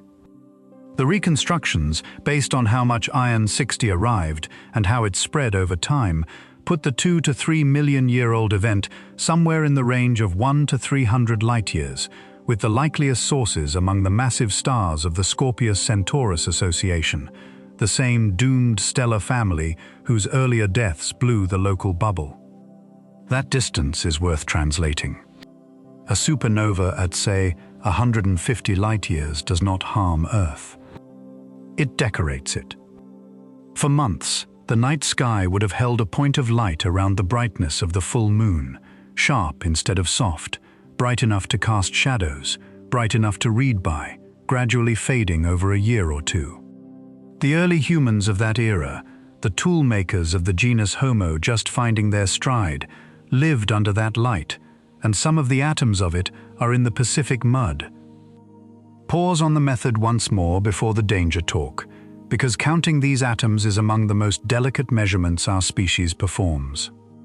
In a typical sample, the iron-60 atoms number in the dozens against a background of ordinary iron atoms numbering in the billions of billions. No radiation counter can find them, because with a half-life of 2.6 million years, a given atom will almost certainly not decay during any experiment. So the accelerator laboratories sort matter itself, atom by atom, flinging ionized sample material through magnets, tuned so finely that a single extra neutron of mass bends a nucleus onto a measurably different path. At the far end, detectors identify individual nuclei by name. When the Munich group reported its seafloor spike, the entire signal, the whole basis of the discovery, amounted to a few dozen identified atoms of iron, 60. A few dozen atoms, fished one at a time out of ocean crust, and from them, the date and rough distance of a stellar explosion that no eye recorded. It is as close as science comes to reading a single grain of ash and naming the fire. Honesty requires the other number, the one this item has been circling. There is a distance at which a supernova stops being scenery. The modeling, worked out in detail by Neil Gehrels and colleagues in 2003 and refined since, puts the danger radius at roughly 25 to 30 light-years. Inside that range, the radiation from a supernova would strip away a large fraction of Earth's ozone layer, exposing the surface and the upper ocean to years of harsh solar ultraviolet, with consequences running through the whole food web. It is a genuine mechanism for a mass extinction, and the seafloor ash proves that supernovas do go off in our general vicinity on timescales of millions of years. So, the census matters. Astronomers have checked every star within the danger radius, and there is nothing there. No star within 30 light-years of the Sun is massive enough to explode, not one, and none can wander in quickly on any timescale that should trouble your sleep. The famous dying stars, the ones the next item will visit, all sit hundreds of light-years out, far beyond the line. The ash in the seafloor is a record of close calls at a comfortable margin, not a warning of one pending. One speculative postscript, labeled as exactly that. In 2019, the physicist Adrian Melott and colleagues noticed that the younger Iron 60 spike, around 2.5 million years ago, roughly coincides with a die-off of large marine animals at the end of the Pliocene epoch, an extinction pulse that claimed, among others, the giant shark megalodon. Their proposed mechanism runs through the added radiation dose that supernova debris delivers to large, long-lived ocean animals. The timing is suggestive, and the mechanism is quantified, but coincidence has not been excluded, and the mainstream verdict is unproven. It stays on the list as a labeled maybe, a reminder that the ash layer may not be a bystander in Earth's biography. One more thing about that iron, and then the list moves to the star everyone will be thinking of anyway. The Iron 60 is only the freshest delivery of a much older shipment. Every atom of ordinary iron on this planet, the iron in the core that makes the magnetic field, the iron in the girders of the building you are in, the iron in the hemoglobin that is carrying oxygen through your blood at this exact moment, was forged the same way, in the deaths of massive stars, and scattered by the same kind of explosion long before the sun existed. The seafloor spike is not an intrusion of something alien into our world. It is the world's own biography, restated recently enough to carry a date. The iron in your blood is supernova ash that arrived early. Hold that thought. Like the others we have planted tonight, it will come back at the very end, pointed the other way. The ash tells us stars have died close by, and the census tells us none is positioned to do it again. So the natural next question is simply, which famous star dies next? And in 2019, for a few remarkable months, the whole world thought it knew. Number 10. Betelgeuse, the star that made the whole world look up. Pause here at the halfway mark and look back down the slope we have descended, because the shape of tonight's list is starting to show itself. We began with spectacles, watched from perfect safety, a comet hitting someone else's planet, asteroids counted and cleared. Then the endings moved closer to home, in kind if not in distance. A star eating its planet, dead suns wearing the chemistry of the systems they consumed, our own galaxy revealed as a merger of corpses, and finally our immediate neighborhood, a blast crater with the ash still on the floor and visiting stars in the yard. Everything so far has been either far away or long ago. From here on, neither of those cushions holds. The remaining 10 discoveries concern our own star's peer group, the 2 planets beside us, the bodies of the people who leave this world, the moon over your roof, and the future of the ground you are lying on. The list is done being about elsewhere. It begins with the most famous dying star in the sky. Betelgeuse sits on the shoulder of Orion, and you have seen it, whether or not you know its name.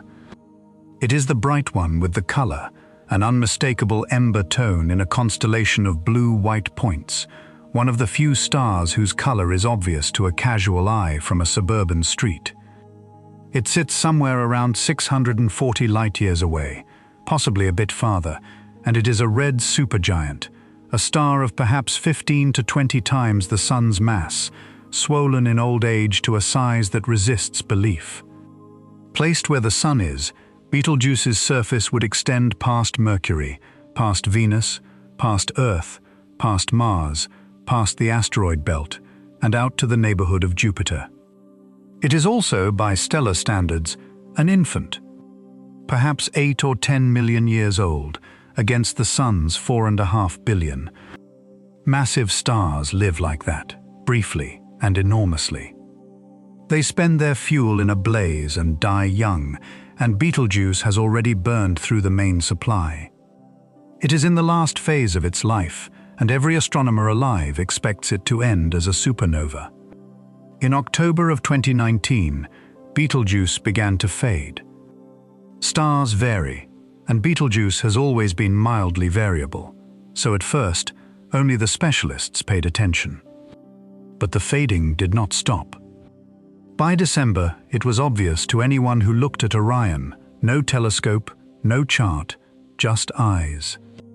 By February of 2020, the star had fallen to about 35% of its usual brightness, the faintest in more than a century of records, and the shoulder of Orion looked visibly wrong, a landmark dimmed, like a lighthouse gone brown. The event became known as the Great Dimming, and for a few months it did something almost no astronomical event ever does. It made the entire world ask one question about one star. Is Betelgeuse about to explode? The question ran through news broadcasts and dinner tables and classrooms, and it was not a foolish question. Here was the sky's most famous doomed star, visibly failing, in real time. People went outside, specifically to look at a star, in numbers no one can count, which is worth pausing on all by itself. The moment carried a historical weight that is easy to miss. No human being has seen a supernova in our own galaxy with the naked eye since 1604, 5 years before the telescope reached astronomy. Kepler saw that one.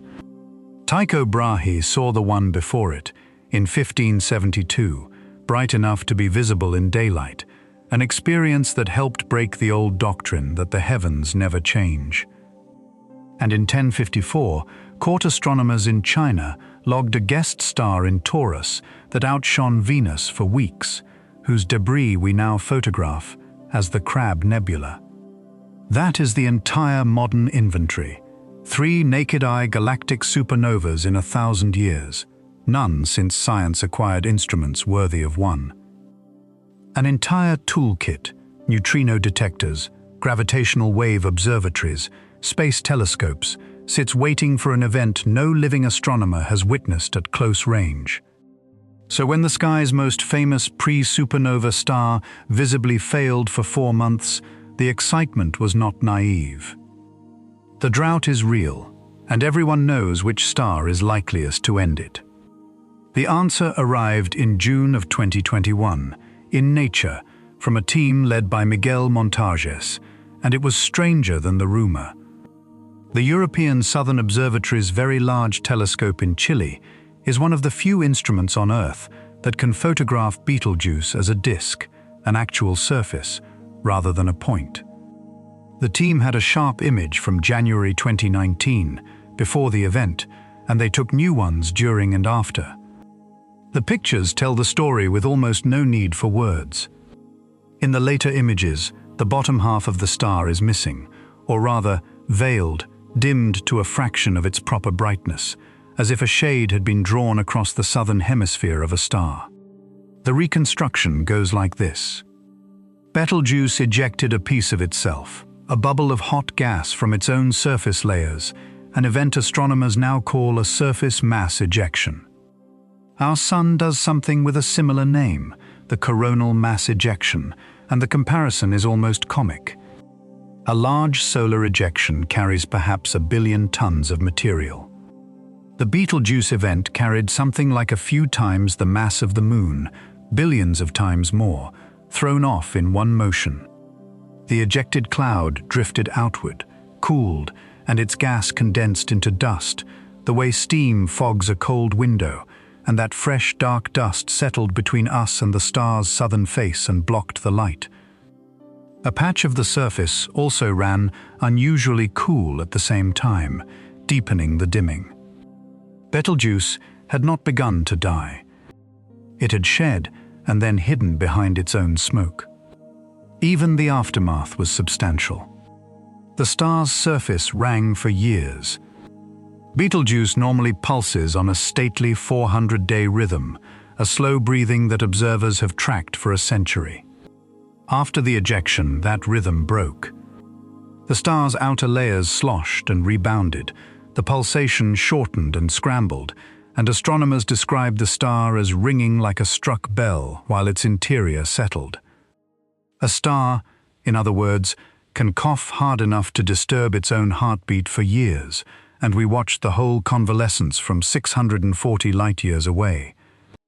Then, with the dimming explained, Betelgeuse produced a second surprise, one that had been hiding in plain sight for a century. Observers going back generations had noted a faint secondary rhythm in the star's brightness, a slow swell and fade about every 6 years, and nobody had a settled explanation. A few researchers proposed the old-fashioned answer, a companion star, and in December of 2024, a team using the Alapike speckle imaging camera on the Gemini North Telescope in Hawaii went looking. Speckle imaging is a technique that defeats the blurring of the atmosphere by taking thousands of extremely short exposures and combining them, and it is one of the only ways to see something faint sitting close beside something 400,000 times brighter. On December 9, 2024, they caught it. A faint point of light beside Betelgeuse, right where the 6-year rhythm said a companion should be. The detection, published in 2025 by a team led by Steve Howell and described with proper caution as probable, was followed within months by X-ray studies and further analysis, and the picture that emerged is genuinely odd. The companion, promptly nicknamed Betelgeuse, appears to be a young star, around the Sun's size or a little heavier, likely so young it has not yet settled onto the main sequence of stellar adulthood. It orbits remarkably close, roughly 4 times Betelgeuse's own radius from the giant's center, which in that system means it is practically wading in the supergiant's outer atmosphere. 2 siblings born together, one of which inflated into a monster while the other is barely getting started. The companion's future is short, and here this item joins hands with number 17. Orbiting that close to a star that size, Betelgeuse is subject to tides, and tides at that intimacy have one outcome. The analyses published alongside the discovery agree that the companion's orbit will decay, and that within some thousands to tens of thousands of years, Betelgeuse will swallow it. We watched a star in Aquila eat a planet. Betelgeuse, in time, will eat a star, a small one, its own sibling. The universe apparently repeats this joke at every scale it can manage. So when does the main event come? Honesty first. Most models of Betelgeuse's interior place the supernova within the next 100,000 years or so, which is imminent to an astronomer and eternal to an insurance company. A minority analysis in 2023, reading the star's pulsations aggressively, argued the star might be far closer to its end, decades close. That is a contested outlier, and the mainstream reading of the same data disagrees. The plain truth is that the outside of a star hides the inside well, and the fuse is not visible. It could be tonight. It could be 100,000 years from tonight. Both statements are fully consistent with everything we know. What the explosion will leave behind is worth a sentence too, because Betelgeuse has an afterlife scheduled. When the core collapses, the star's 15 to 20 solar masses do not vanish. The outer bulk blasts away to become, over centuries, an expanding shell of glowing wreckage, seeding the neighborhood with fresh oxygen, silicon, and iron, the same delivery service whose older shipments you met on the seafloor at number 11. The collapsed core itself, by the likeliest accounting for a star of this mass, survives as a neutron star, a sphere the size of a city holding more mass than the sun, spinning fast, cooling for eternity, where the shoulder of Orion used to be. In a few tens of thousands of years, some other watcher's night sky will hold a supernova remnant there, a slowly unfolding lacework like the crab, with a lighthouse heart. The constellation will be broken, and it will be broken beautifully. There is one more twist of the same knife, and it is the gentlest eerie fact on tonight's list. Betelgeuse is 640 light-years away, which means the light arriving at your window tonight left the star around the 1380s, before the printing press. If the core collapsed at any point in the last 6 centuries, the news is on its way and has simply not arrived. The star could, at this moment, already be gone, and no observation made tonight could tell you. There would be one form of advance notice. A supernova's collapsing core releases a flood of neutrinos, ghostly particles that pour out of the star hours before the surface knows anything is wrong, and detectors on Earth, buried in mines and under mountains, stand watch for exactly that flood. A network called the Supernova Early Warning System links them, and if the alarm ever fires with a direction matching Orion, astronomers will have hours of notice, and they will spend those hours pointing everything humanity owns at one shoulder of one constellation. Let the scene play, since some night it will be real. The alert goes out in the afternoon, and it means nothing to most people until the news explains it. Neutrino detectors on 3 continents have fired together, and the direction is Orion. Nothing in the sky looks different yet. The light is still climbing out of the star's own wreckage. You go out anyway, after dark, with half your street, everyone looking southeast at a perfectly ordinary winter constellation, feeling slightly foolish. And then, over the course of hours, not an explosion but a brightening, patient and wrong, one star on the shoulder swelling in brilliance until it stings the eye to hold it directly, until it is casting shadows behind fence posts, a pinpoint of blue-white light as bright as the half-moon compressed into a dot. It will be visible in full daylight for weeks, a little daytime star beside the sun. For a season, every photograph taken outdoors at night on this planet will have it in the corner, and every child alive will remember where they stood. Then, across months, it fades, ember slow, and where the shoulder of Orion used to be there is a slowly blooming smudge, a nebula being born, and the oldest constellation in human culture is permanently different. No one on Earth is harmed. At 640 light-years, it is all spectacle, the kill radius from number 11 left far behind. It is the one apocalypse-sized event in the sky that comes with a guarantee of safety attached, and we may be the generation that sees it, or the 400th generation before the one that does. That is Betelgeuse. Far enough to be pure theatre, famous enough that its every mood makes headlines, and honest enough in 2019 to remind the whole species at once that the stars are mortal. The unsettling discovery is not up there at all. It arrived in a data release in December 2024, and it concerns not the giant stars, which were always known to be doomed, but the ordinary ones. The ones exactly like ours. 56,000 of them, and a clock that ticks once a century. Number 9. The stars like ours that snap once a century. Our sun has a documented worst day. It happened on the 1st of September 1859, when the astronomer Richard Carrington watched a patch of the solar surface flare white, and within a day, the resulting storm of particles lit auroras over the tropics and set telegraph systems sparking. The Carrington event has been told in full in an earlier video on this channel, so tonight it serves one purpose only. It marks the ceiling of what the sun has done during the era of instruments, the strongest storm in the written record. The question that has quietly bothered solar physicists for decades is whether the written record is long enough to show us the real ceiling. The sun is 4.5 billion years old. Our instrumental acquaintance with it spans roughly 2 centuries, which as a sample of the sun's behavior is a fraction so small it barely deserves a name. Asking whether the sun can do worse than Carrington, based on 200 years of watching, is like assessing a coastline's hurricane risk from 1 week of weather. There is a way around the short record, and it is beautifully indirect. You cannot watch one sun for 100,000 years, but you can watch 100,000 suns for a few years each, and the statistics come out the same. The Kepler Space Telescope, famous for finding planets, spent years staring at a fixed field of stars, measuring their brightness with exquisite steadiness.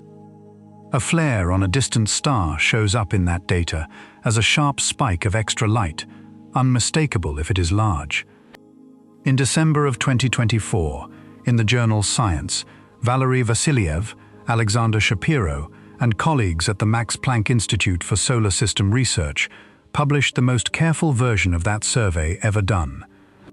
They selected 56,450 stars matched to the Sun in the properties that matter, similar surface temperatures and, crucially, similar rotation periods, because a star's rotation drives its magnetic activity, and fast-spinning young stars flare far more than mature ones.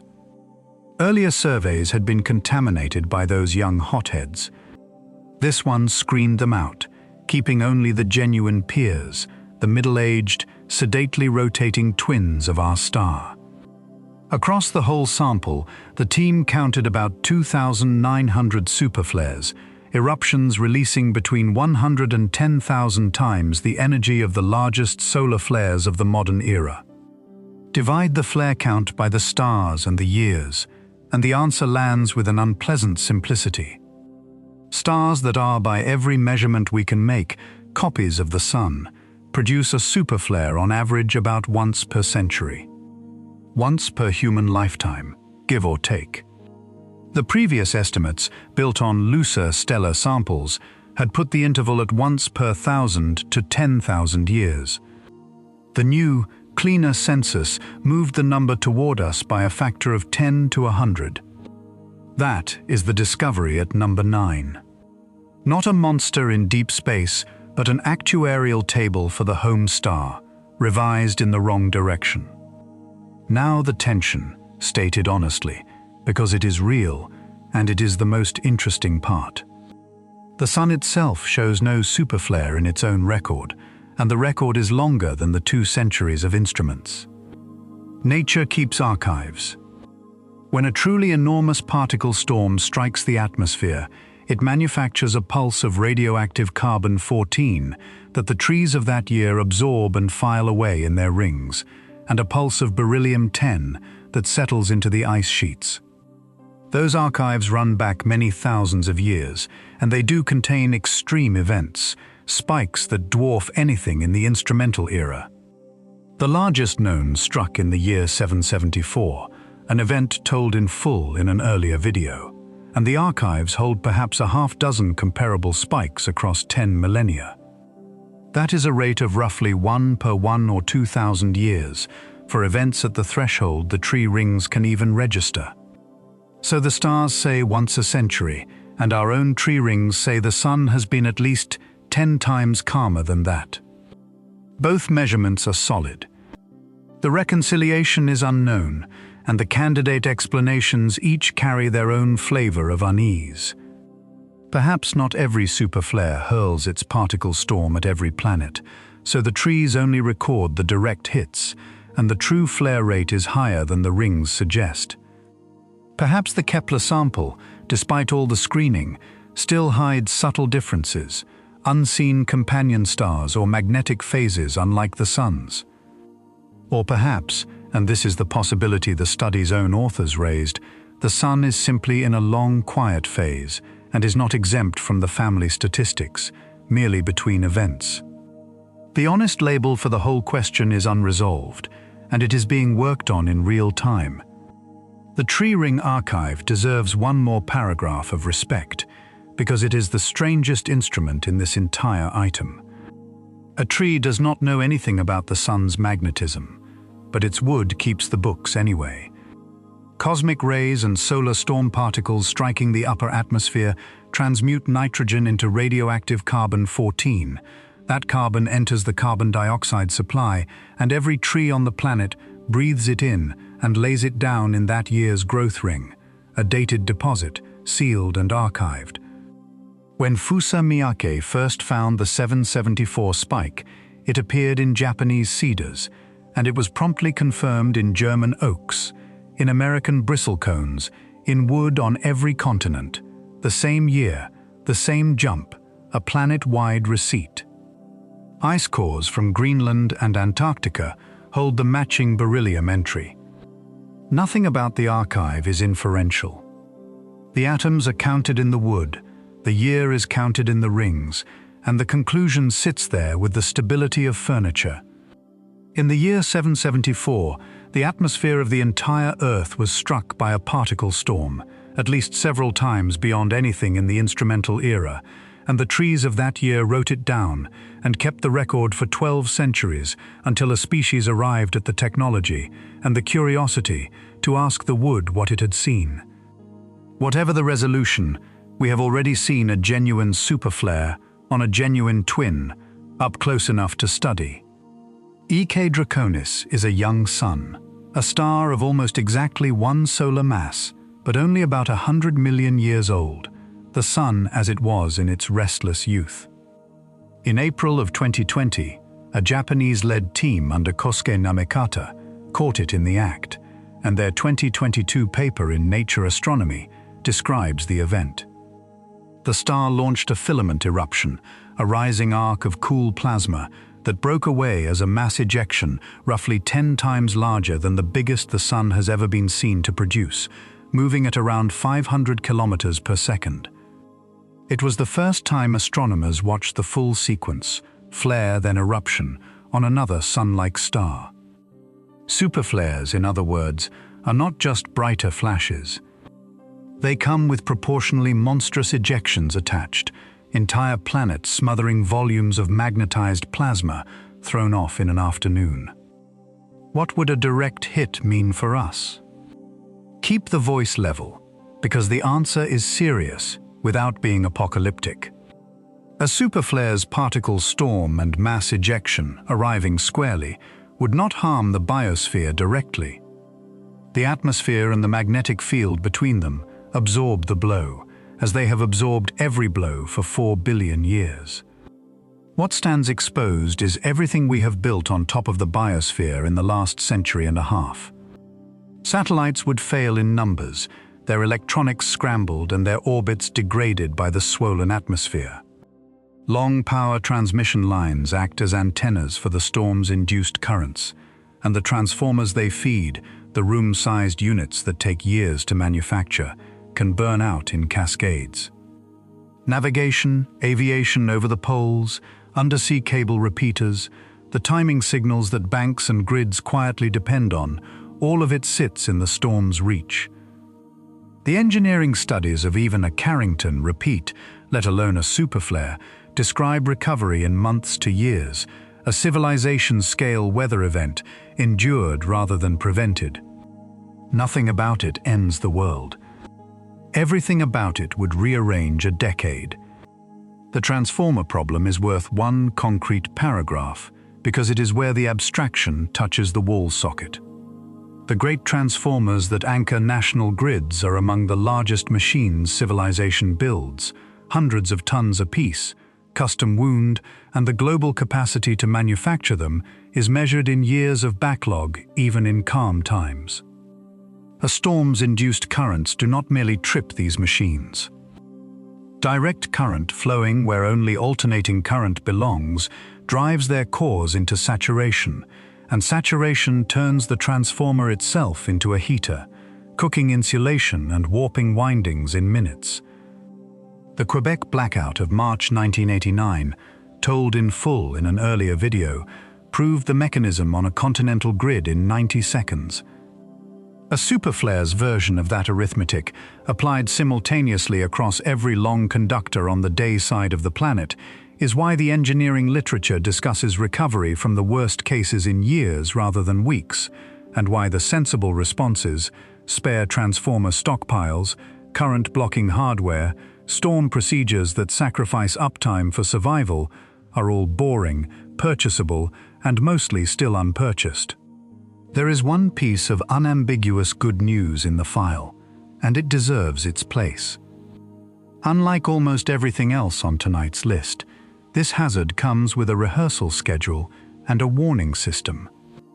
The July 2012 storm, a Carrington-class ejection that crossed Earth's orbit 9 days after Earth had vacated the spot, was measured in full by a spacecraft that happened to sit in its path, and it taught planners exactly what the modern grid would face.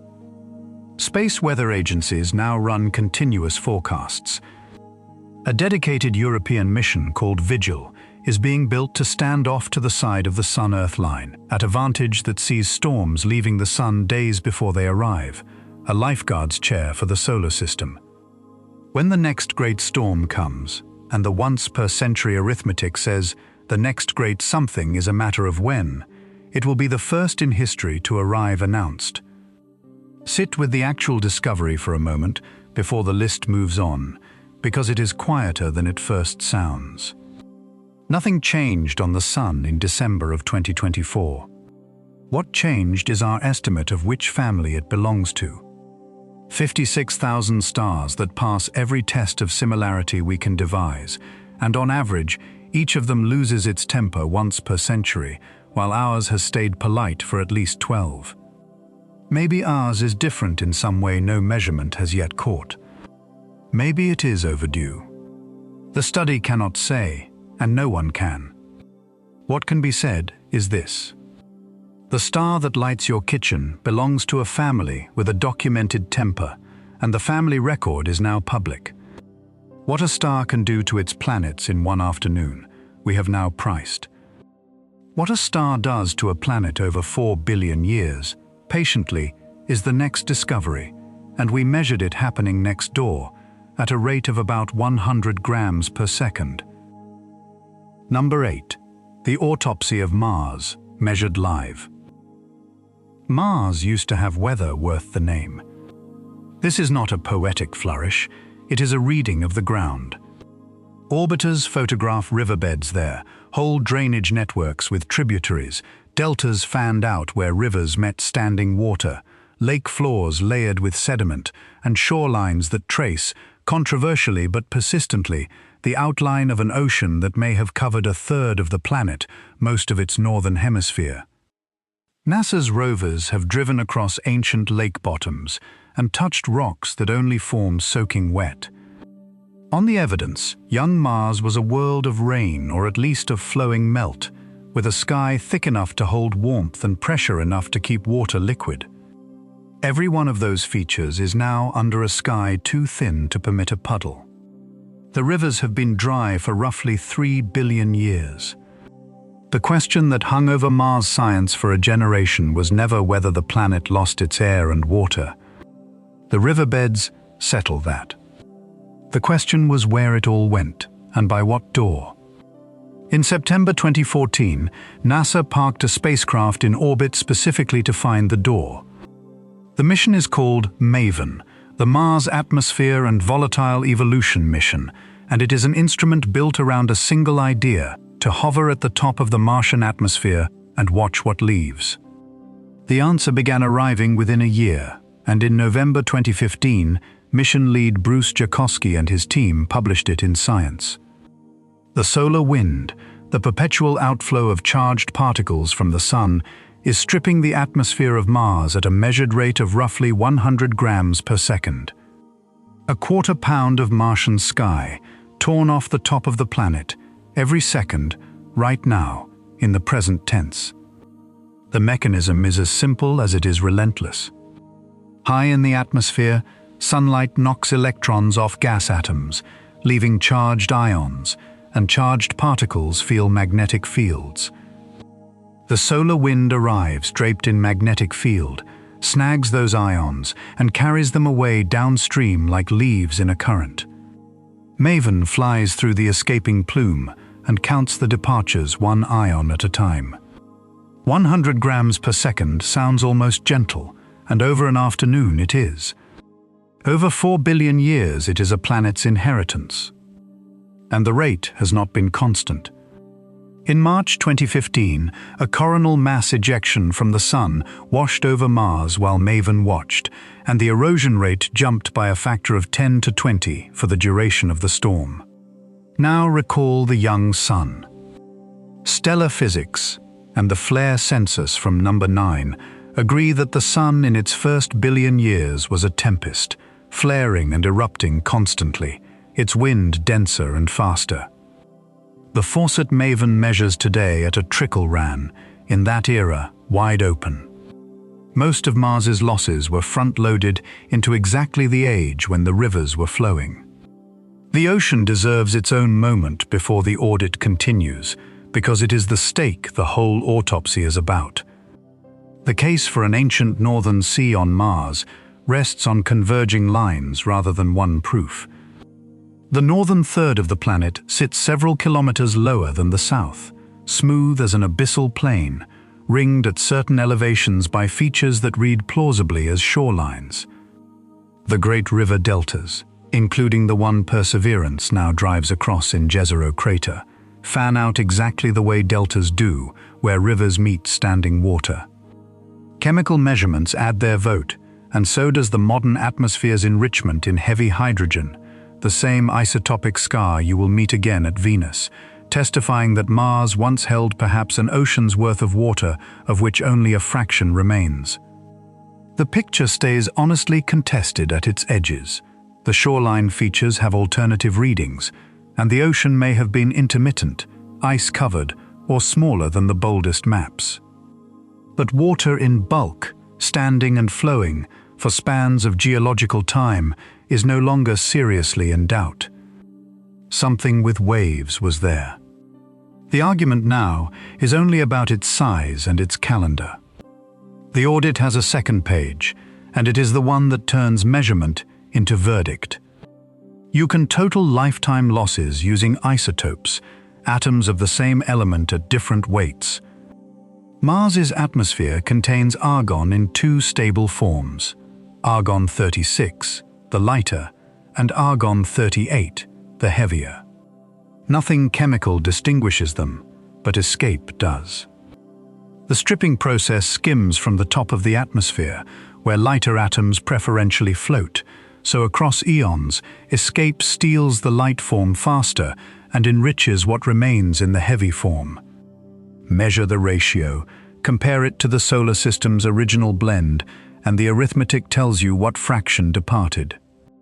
In 2017, the MAVEN team ran exactly that calculation and found that about 65% of the planet's argon is gone to space. Argon is chemically inert. It cannot hide in rocks, cannot freeze into polar caps in meaningful amounts, cannot be absorbed by anything. Its only exit is the top of the sky. 65% of it left through that exit, and it is the tracer for the whole crowd. Extrapolated across the reactive gases, the conclusion is that Mars has lost the bulk of its original atmosphere, and with it the pressure and warmth that kept water liquid. To keep the books honest, note the second ledger. Later work, including a major 2021 study, shows that a great deal of Mars's water took a different exit, binding chemically into the minerals of the crust, a burial rather than an escape. The sky thief and the ground both took their shares. Between them, they emptied the surface. Why did Mars fall to this and Earth did not? The answer has two words, size and shielding, and they are connected. Mars is small, about 1/10 of Earth's mass, and small planets lose their internal heat quickly. Early Mars generated a global magnetic field exactly as Earth does, by convection of molten iron in its core, and we know this because patches of the ancient crust are magnetized, fossil imprints of a field that once was. Roughly 4 billion years ago, as the small core cooled and its churning faltered, that dynamo died. The field collapsed, and the planet's magnetic umbrella folded. From that day, the solar wind no longer broke around Mars at a distance. It touched the sky directly, and the stripping began in earnest. Earth's larger core still churns, our field still stands, and the same wind that dismantled the Martian atmosphere parts around ours like water around a bow. The difference between the two planets' fates was not location or luck. It was a mechanism, with a part that failed on one and holds on the other. Stand there once, before this item closes, because the place deserves a witness. It is dusk on the northern plains of Mars, on the floor of the vanished ocean, and the ground under your boots is a beach with no sea, rippled sediment laid down by water that left 3 billion years ago. The sky above is thin beyond thinness, 6 millibars, less than 1% of the pressure over your bed tonight, and the dusk runs backwards to home, a blue sunset over a butterscotch land, because thin dust scatters light the opposite way our thick air does. A wind is blowing, a real wind by the anemometer, 40 kilometers per hour, and it lays not one hair of force against your sleeve, because wind needs substance, and this sky has almost none left to push with. High overhead, where the last of the atmosphere frays into space, faint sheets of light ripple and pass. Proton auroras, discovered by Maven, the glow of solar wind striking the leaking upper air. That shimmer is the theft in progress, made visible. You are standing inside the answer to the question, watching the remainder of a sky leave a world at 100 grams per second over a shoreline that stopped mattering before Earth's first animal existed. Mars, then, is the neighbor that lost its air to a dead dynamo and a patient wind. It is the completed experiment, the control case for everything Earth's magnetic field is silently doing for you tonight. And it teaches a grim shorthand that a planet's habitability is machinery, and machinery can stop. Which makes the other neighbor the stranger case. Venus kept its atmosphere. Venus kept far, far too much of it. And the discovery there is that keeping everything can be the worse fate. Number 7. Venus, the twin that ran the other experiment. Venus is the planet that should have been a second Earth, and the resemblance on paper is almost unsettling. It is 95% of Earth's diameter and about 82% of its mass, assembled from the same rock in the same region of the same disk, our nearest planetary neighbor, closer in size to Earth than any other world in the solar system. If you were handed the two planets' vital statistics with the names removed, you would file them as siblings. One of them is the only known home of life. The other is the closest thing to a furnace the solar system offers on a planetary scale, and the discovery of how it got that way, and of when, is one of the quietly frightening achievements of planetary science. Start with the conditions, plainly stated. The surface of Venus runs about 464 degrees Celsius, hot enough to melt lead, and it holds that temperature everywhere, pole to pole, midnight to noon, because the atmosphere is so massive that heat has nowhere to hide. That atmosphere is 92 times the pressure of Earth's, the crush you would feel a kilometer under our ocean, and it is almost entirely carbon dioxide, roofed with unbroken clouds of sulfuric acid. We know these numbers the hard way. Mariner 2, in 1962, flew past and read the heat from a distance, retiring forever the century of speculation about swamps and jungles under the clouds. Then the Soviet Union spent 2 decades landing on the place, an engineering campaign of remarkable stubbornness. The early Venera probes were crushed in the atmosphere before reaching the ground. The engineers built the next ones like submarines, and in 1982, Venera 13 transmitted color photographs from the surface, orange sky, flat volcanic stones, a horizon in furnace light, and kept talking for 127 minutes before the planet cooked it into silence. That remains the endurance record for the surface of Venus. 2 hours and 7 minutes by a machine built like a bathysphere. In the 1990s, the American Magellan orbiter mapped the whole surface by radar through the clouds, and its maps are still the standard sheet music for Venus science. The mechanism that made this world is the runaway greenhouse, and its logic is worth following step by step, because each step is ordinary. Water vapor is a greenhouse gas. A warmer planet evaporates more water, and the added vapor traps more heat, which evaporates more water. On Earth, that loop is held in check. The vapor rains out, and the oceans absorb carbon dioxide and bury it as stone. But push a planet warm enough, by a brightening sun or by proximity, and the loop closes on itself. The oceans evaporate outright into the sky. High in the atmosphere, sunlight breaks water molecules apart, and the hydrogen, lightest of atoms, leaks away to space, ending any chance of rain ever returning. With the oceans gone, there is nothing to absorb carbon dioxide, so every volcanic breath of it accumulates forever, and the planet's thermostat is unplugged, and its temperature climbs until the surface glows in the infrared like the inside of a kiln. That is not a theory tuned to fit Venus. It is standard atmospheric physics, and Venus is the demonstration model hanging in the sky. And the water leaves a fingerprint on its way out, which is how we know Venus once had it. Hydrogen comes in a heavy form called deuterium, and the escape process skims the light form preferentially, exactly like the argon accounting at Mars. Measure the ratio of heavy to light hydrogen on Venus, and it comes out roughly 100 to 150 times the ratio on Earth. That enrichment is a scar, and it is not subtle.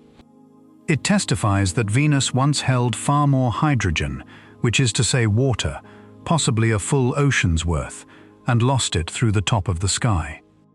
The desiccated furnace next door was once a wet world. On that point, the isotopes leave little room for argument. The frightening refinement is about timing, and it must be labeled honestly as a modeling result. In 2016, Michael Way and colleagues at the NASA Goddard Institute for Space Studies ran full climate simulations of ancient Venus, the same class of model used for Earth's climate, and found something no one quite wanted. Given the slow rotation Venus has, the cloud patterns that rotation produces could have shaded the day side so effectively that Venus keeps a shallow liquid ocean and temperate surface conditions, comfortable ones, for up to 3 billion years, holding on until perhaps as recently as 700 million years ago. Hold that date against the history of life. 700 million years ago, Earth's oceans already held complex cells, with animals arriving shortly after on geological clocks.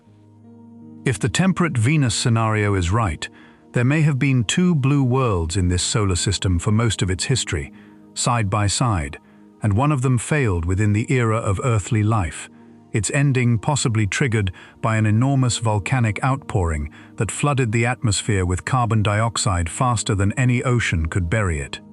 Now the honest counterweight.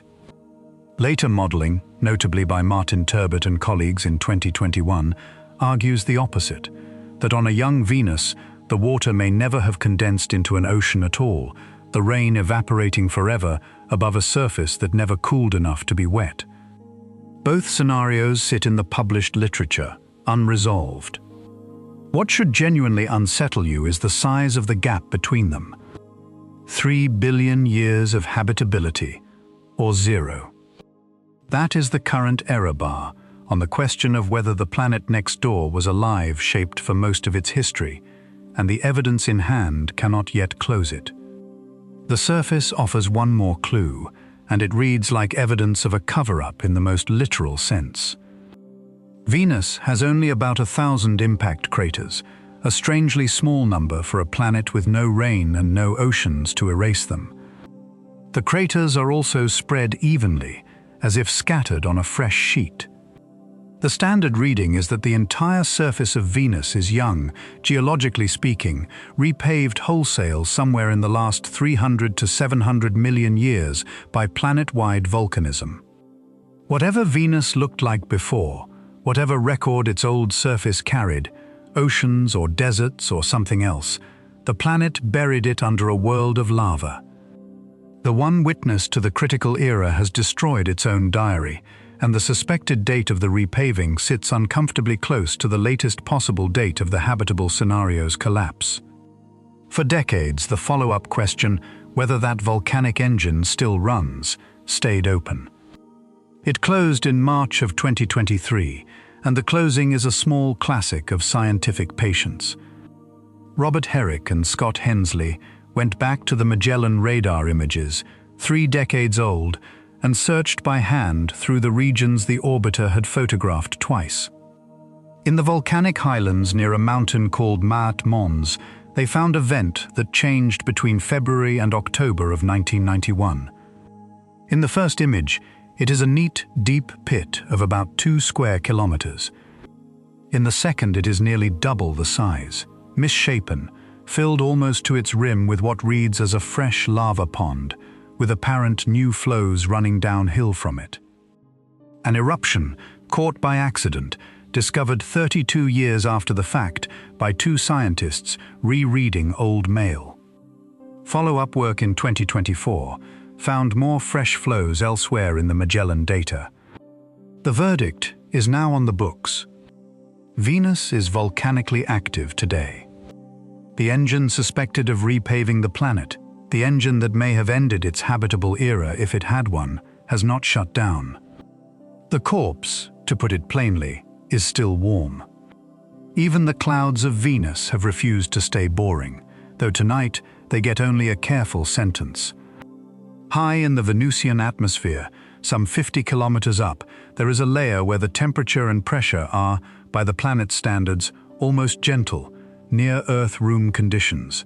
And that layer has attracted a century of speculation and one recent famous controversy about possible chemistry of biological interest, a claim this channel has examined elsewhere and which remains contested and unconfirmed.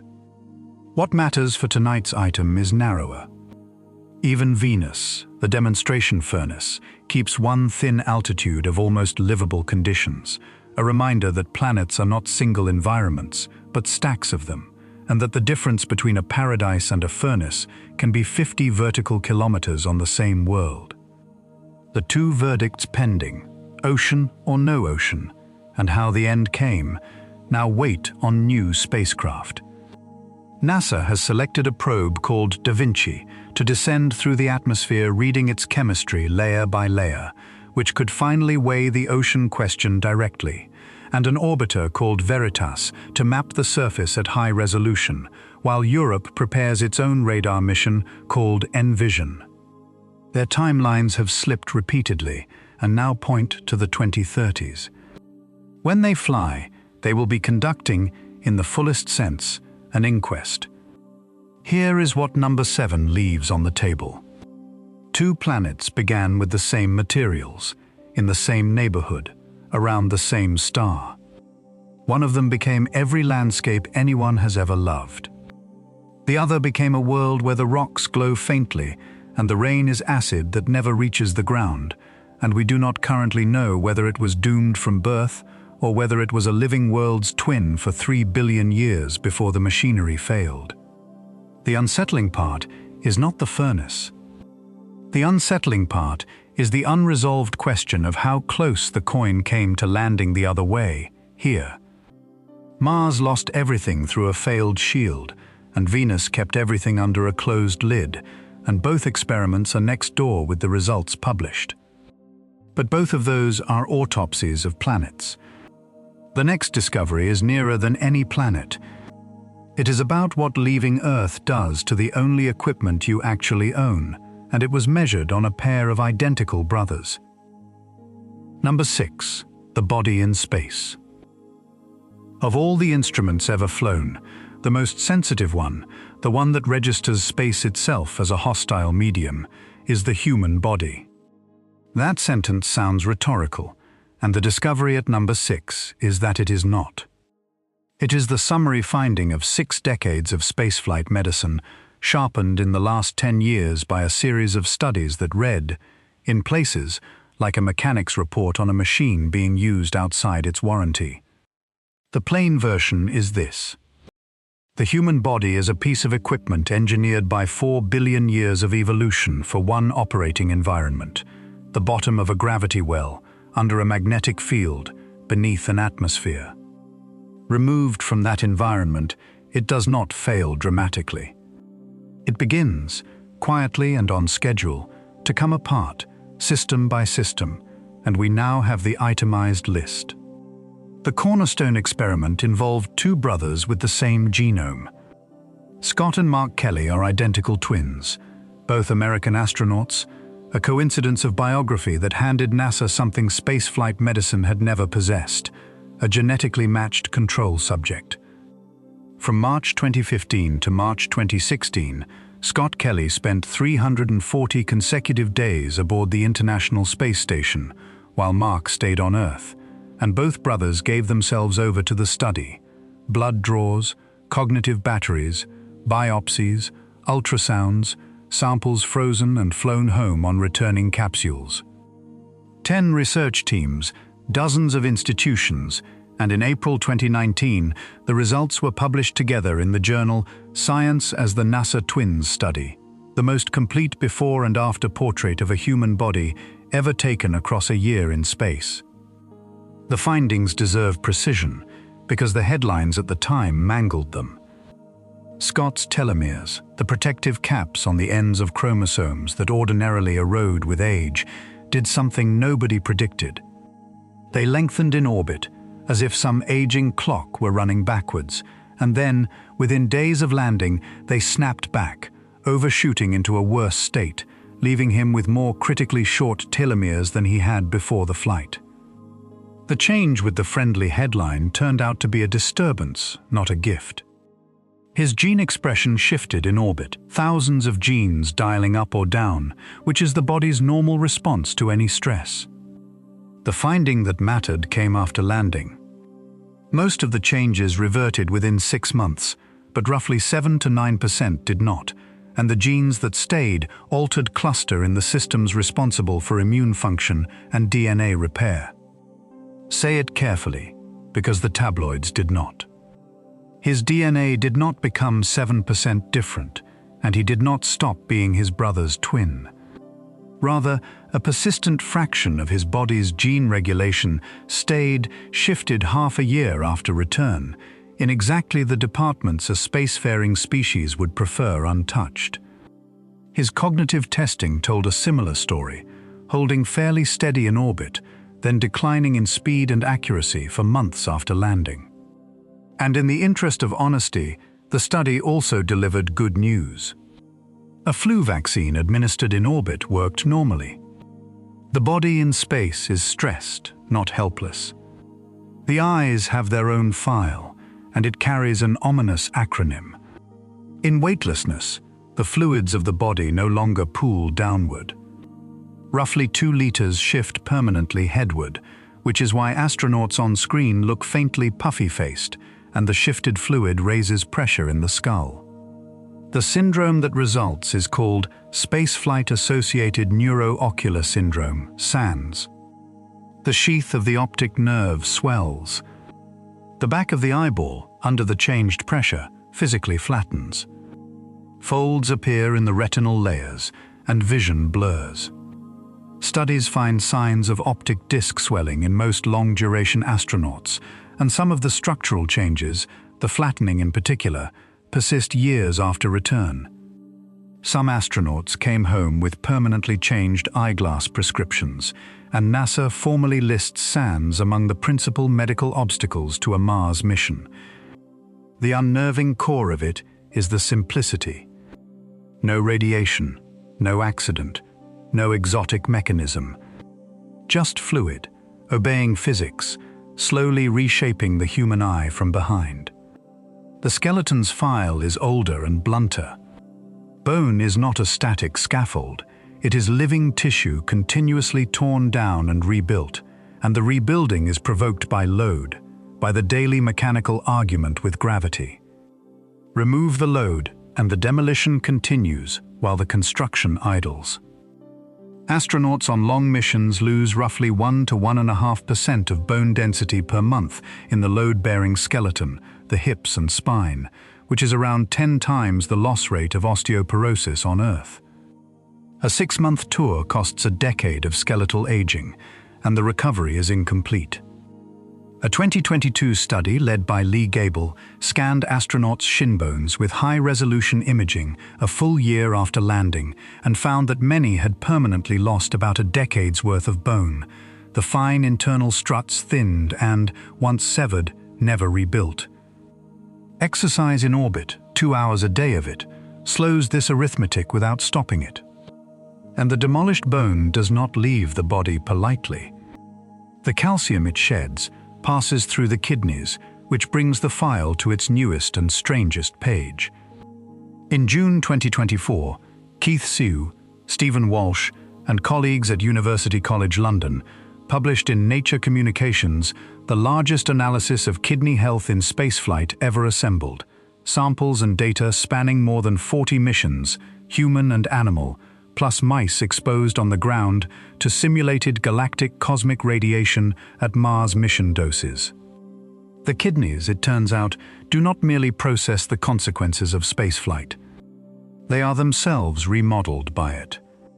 Specific tubules, the microscopic working segments that manage salt and calcium, measurably shrink within less than a month of spaceflight. The kidney stone problem in astronauts, long blamed simply on the calcium flood from dissolving bone, appears to involve the kidney actively changing how it handles minerals. And the mice that received a simulated Mars mission's worth of cosmic radiation developed permanent kidney damage and loss of function. The authors stated their conclusion with unusual directness for a medical journal. Without new protective measures, a crew on a multi-year Mars round trip faces a serious risk of irreversible kidney damage, and they raised, soberly and in print, the image of a returning crew needing dialysis on the way home. Radiation is the file behind that finding, and it deserves its own numbers. Earth's magnetic field and atmosphere together stop almost everything the galaxy throws, and even space station crews, flying inside the magnetosphere, remain largely protected. A Mars crew leaves the umbrella entirely. The Curiosity rover measured the radiation environment during its cruise to Mars, and the arithmetic it returned says a round trip's transit alone delivers roughly 0.66 sieverts before anyone spends a day on the surface. For scale, that is on the order of 600 chest X-rays worth of dose, or several decades of natural background radiation on Earth, compressed into the voyage, and it approaches or exceeds the career exposure limits NASA sets for its astronauts. Worse than the dose is its character. Galactic cosmic rays include heavy nuclei, iron atoms at nearly the speed of light, which shatter through tissue in a way no terrestrial radiation source reproduces, and about which terrestrial medicine therefore has no experience. Betelgeuse at number 10 cannot hurt anyone at its distance. This is the radiation item on tonight's list, and it is not out there. It is the ordinary drizzle of the galaxy, and the only reason you have never felt it is the planet you are lying on. Set the radiation numbers against the shielding question, because the obvious retort, just add shielding, is where the problem shows its teeth. Against solar particles, shielding works, and a storm shelter of water tanks and supplies is standard in every Mars mission design. Galactic cosmic rays are the harder currency. Their heavy nuclei arrive with so much energy that modest shielding makes matters worse rather than better, the incoming particle shattering against the shield atoms into sprays of secondary radiation that deliver more dose than the original would have. Stopping the heavy component outright would take meters of material, mass no rocket can reasonably carry. The realistic options on the table are speed, flying faster so the exposure clock runs shorter, magnetic shielding schemes that remain engineering sketches, and simple acceptance, the framing of the dose as a negotiated occupational risk. The crews who eventually make the trip will do so behind centimeters of protection where the physics asks for meters, and that gap, more than any rocket equation, is the honest current price of interplanetary travel printed in biological ink. The rest of the inventory can be read quickly, like a closing stocktake. Muscle wastes despite the daily exercise, especially the postural muscles and the heart, which shrinks and rounds when it no longer pumps against gravity. The immune system drifts out of regulation, and viruses that the body keeps locked in dormancy, Epstein-Barr, the shingles virus, measurably reactivate in orbit, shedding in saliva as the guards thin. The brain itself shifts upward inside the skull, its fluid spaces enlarging, changes visible on scans months after return. The balance system, recalibrated for weightlessness, betrays returning astronauts so thoroughly that walking a straight line takes days to relearn, and standing up quickly can gray the vision as blood pressure control relearns which way is down. Here is the tour, one pass, from the inside, at month 6 of a mission. Fluid has climbed. The face in the mirror is fuller, the sinuses press, and behind each eye, patiently, physics is flattening a globe a fraction of a millimeter at a time. In the long bones of the legs, unloaded for half a year, remodeling crews dismantle struts that will never be rebuilt, and the dust of that demolition rides the blood as a calcium haze toward two fist-sized filters that are themselves quietly shrinking their tubules. The heart, relieved of gravity, has eased into a rounder, lazier shape, doing perfectly adequate work for a world with no up. Somewhere in the white cell census, the guards have thinned, and a virus caught in childhood stirs in a nerve root, testing the doors. Nothing hurts. That is the strangest line in the whole report. The machine is being disassembled 1% at a time, and it feels like floating. The countermeasures deserve their own honest paragraph, because the species is not taking any of this lying down, or rather, it is taking some of it lying down on purpose. The classic remedy, spinning a spacecraft to manufacture gravity by rotation, has been in the engineering literature for a century and in exactly zero flown vehicles, because rotating habitats at comfortable spin rates need to be large, and large is expensive. Serious current work runs smaller and stranger. Bed rest studies keep volunteers horizontal for months to mimic weightlessness and test remedies cheaply on the ground. Short-arm centrifuges, spinning a lying subject like the hand of a clock, are being tested as a daily dose of artificial weight, gravity as a prescription rather than a place. The bone loss now has candidate drugs, borrowed from osteoporosis medicine, that trick the skeleton's accounting toward construction. The fluid shift is being fought with lower body suction devices that pull blood back toward the feet for part of each day. None of it is finished, and all of it matters beyond spaceflight, because weightlessness is, medically, a fast-forwarded portrait of aging, and every therapy proven up there has a waiting clientele of millions down here. None of this is a reason to stay home, and the discovery should not be read that way. It is a price list, assembled at real cost by a few hundred volunteers who lent their skeletons, their eyes, their kidneys, and in one case, their identical brother to the ledger, so that the species could know the terms before booking the longer voyage. Every hazard on the list is now the target of an engineering or medical program, artificial gravity schemes, shielding, drugs that trick bone into rebuilding without load. The honest current answer to whether humans can leave Earth for years at a time is not yet, not without cost, and the follow-up, whether we can fix that, is genuinely open. The body is built for one gravity and one sky then. But even the sky over your house is a temporary arrangement, and the next discovery is the measurement that proves it. The moon in your window is leaving 4 centimeters a year, and one man is riding it out. Number 5. The moon is leaving, and it is shrinking as it goes.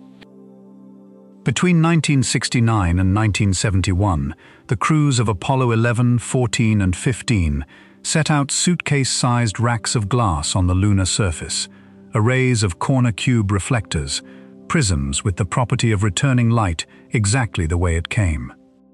Soviet robotic rovers carried 2 more. They are the quietest experiment in the history of science.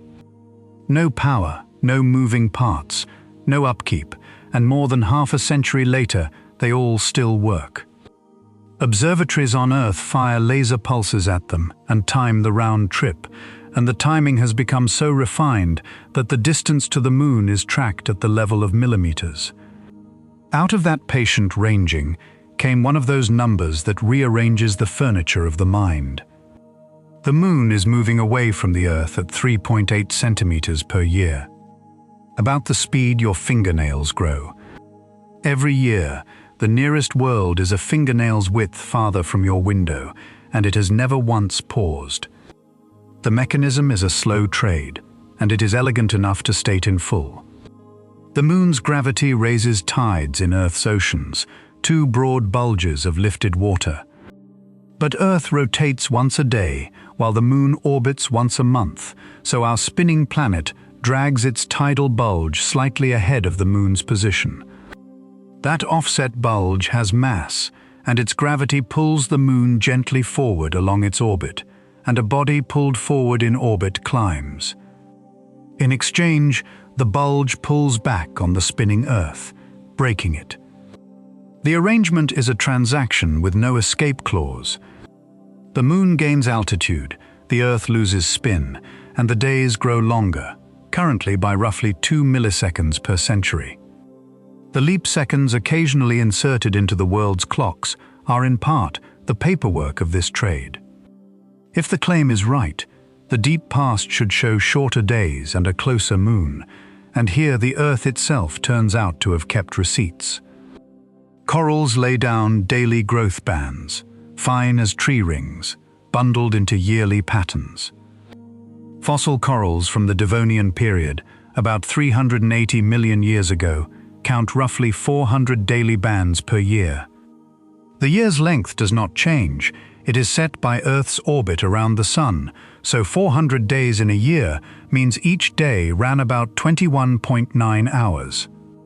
The animals of that era lived under a faster sky and wrote it down. Older still, banded tidal sediments, layers laid rhythmically by ancient tides, carry the record back over 1 billion years. Analysis of one formation puts the day at roughly 18.7 hours around 1.4 billion years ago, with the Moon meaningfully closer, its pull stronger, its tides higher. The laser measurement and the fossil record, two methods with nothing in common, tell one story. The whole history of life has played out under a Moon in slow retreat, a sky loosening its grip by a fingernail a year. The retreat is on its way to cancelling the most beautiful coincidence in the solar system. The Sun is about 400 times wider than the Moon, and it currently sits about 400 times farther away, and for no reason at all, the two disks in our sky match. That accident is the total solar eclipse, the only place in the known universe where a Moon exactly covers a star, close enough to reveal the corona, that pale crown of solar atmosphere visible in no other circumstance from any planet's surface. The match is not permanent. It is not even particularly durable. As the Moon recedes, its disk shrinks, and already many eclipses are annular, the Moon standing centered on the Sun but too small to close the deal, leaving a ring of fire. In roughly 600 million years, the arithmetic says, the Moon's disk will fail to cover the Sun for the last time, and after that, the planet simply no longer has total eclipses, forever. 600 million years sounds beyond concern, and it is, but notice what it makes of the present. Complex life is around 600 million years old. We live in the middle chapters of the eclipse era, the brief geological window in which the sky's two great disks agree. Every totality anyone will ever stand under belongs to a limited edition, and the edition is more than half spent. Consider, briefly, what totality has meant to the species that happens to live in the eclipse era, because the coincidence has been load-bearing for science itself. It was during totality in 1868 that astronomers, reading the corona's light, found the signature of an element unknown on Earth and named it for the Sun, helium, discovered in the sky 27 years before anyone isolated it in a laboratory. It was during the totality of 1919 that Arthur Eddington measured starlight bending around the darkened Sun by exactly the angle Einstein had predicted, the observation that made general relativity famous overnight. Both measurements needed the Moon's disk to block the Sun's glare with near perfection, a natural instrument no engineer could have built. A species on a planet without totality would have gotten to the same physics eventually, by harder roads. We got it early, in part because our Moon happens to fit our star, for now. For completeness, follow the trade to its end, and mark it honest. The recession slows as the moon climbs, and the mathematical endpoint, where Earth's day has lengthened to match the moon's orbit at about 47 of our current days, lies tens of billions of years in the future. It will never arrive. The sun's own schedule, which is the business of tonight's number one, closes the account long before. The moon leaves slowly enough that it will still be here, a little smaller in the sky, when everything else on this list has resolved.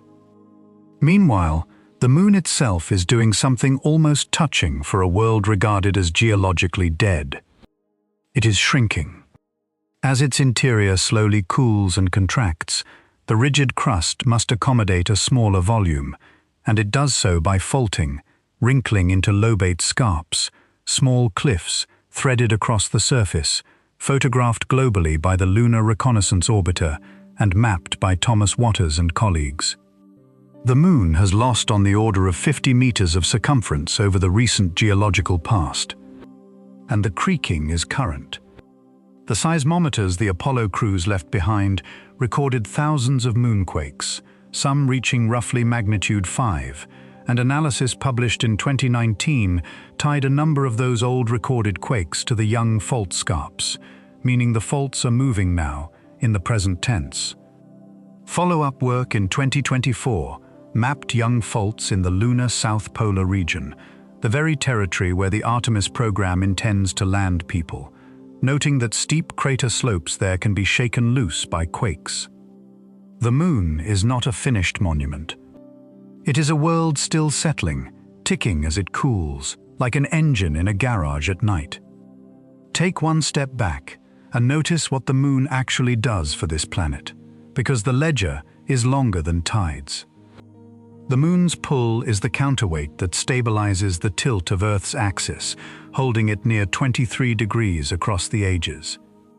Without that anchor, calculations going back to Jacques Lascar's classic work show Earth's tilt would wander chaotically over tens of millions of years, the poles swinging toward and away from the sun, climate zones migrating wholesale. The steadiness of the seasons, the very reliability that let ice ages come and go as cycles rather than catastrophes, is partly rented from the moon. And the tides it drives, twice a day flooding and draining the margins of every continent, built the tidal flats where some biologists argue life first practiced living on land. The moon is not scenery. It is load-bearing. Add the tides themselves to the moon's account before the passenger boards, because they may be the deepest entry in it. Twice a day, on every coast on Earth, the ocean rises and falls on the moon's schedule, and it has done so for 4 billion years, back when the moon was closer and the tides were higher and faster. The zone between high and low water is a strange schoolroom, flooded and drained, drowned and dried, on a clock no organism can ignore. And some biologists have long argued that this rhythmic margin is where ocean life first rehearsed the skills of surviving air, an amphibious apprenticeship run by lunar timetable. The argument is old and unproven and taken seriously. If it is right, then the trail from the sea to the land, and eventually to every backbone that ever walked, runs through a training ground the moon operated, and the pale object easing away from your window at fingernail speed is not only stabilizing your seasons. It may be the reason your ancestors ever had shores to crawl onto in the first place. There is a passenger riding it out, and you have already met him. Gene Shoemaker, the geologist of number 20, the man who proved what meteor crater was, who founded the science of worlds hitting worlds, who trained the Apollo astronauts to read the moon's landscapes, and who was grounded for life by a diagnosis before he could ever see them himself. He called it his greatest disappointment, and he said once that not going to the moon was the one thing that would follow him. After his death in 1997, a colleague arranged something no space agency had ever done. A small polycarbonate capsule of his ashes was placed aboard the Lunar Prospector spacecraft, wrapped in brass foil engraved with an image of Comet Hale-Bopp, an image of meteor crater in Arizona, and lines from Romeo and Juliet, the passage about cutting him out in little stars. In July 1999, at mission's end, the spacecraft was deliberately flown into a crater near the lunar South Pole. Gene Shoemaker is, to this day, the only human being buried on another world. The man who was refused the moon in life is part of it now, and the moon that carries him is easing away from all of us at fingernail speed, a widening distance he no longer has to feel. So the discovery at number 5 is a measurement, 3.8 centimeters a year, and everything that follows from taking it seriously. The steady sky is not steady. The perfect eclipses are a phase. The nights are lengthening, the moon is creaking as it cools, and the one man who rests there is receding from his species a fingernail's width per year, which is somehow both the saddest and the calmest fact on tonight's list. The moon drifts outward on a clock of billions of years. On a clock not much longer, something is drifting in.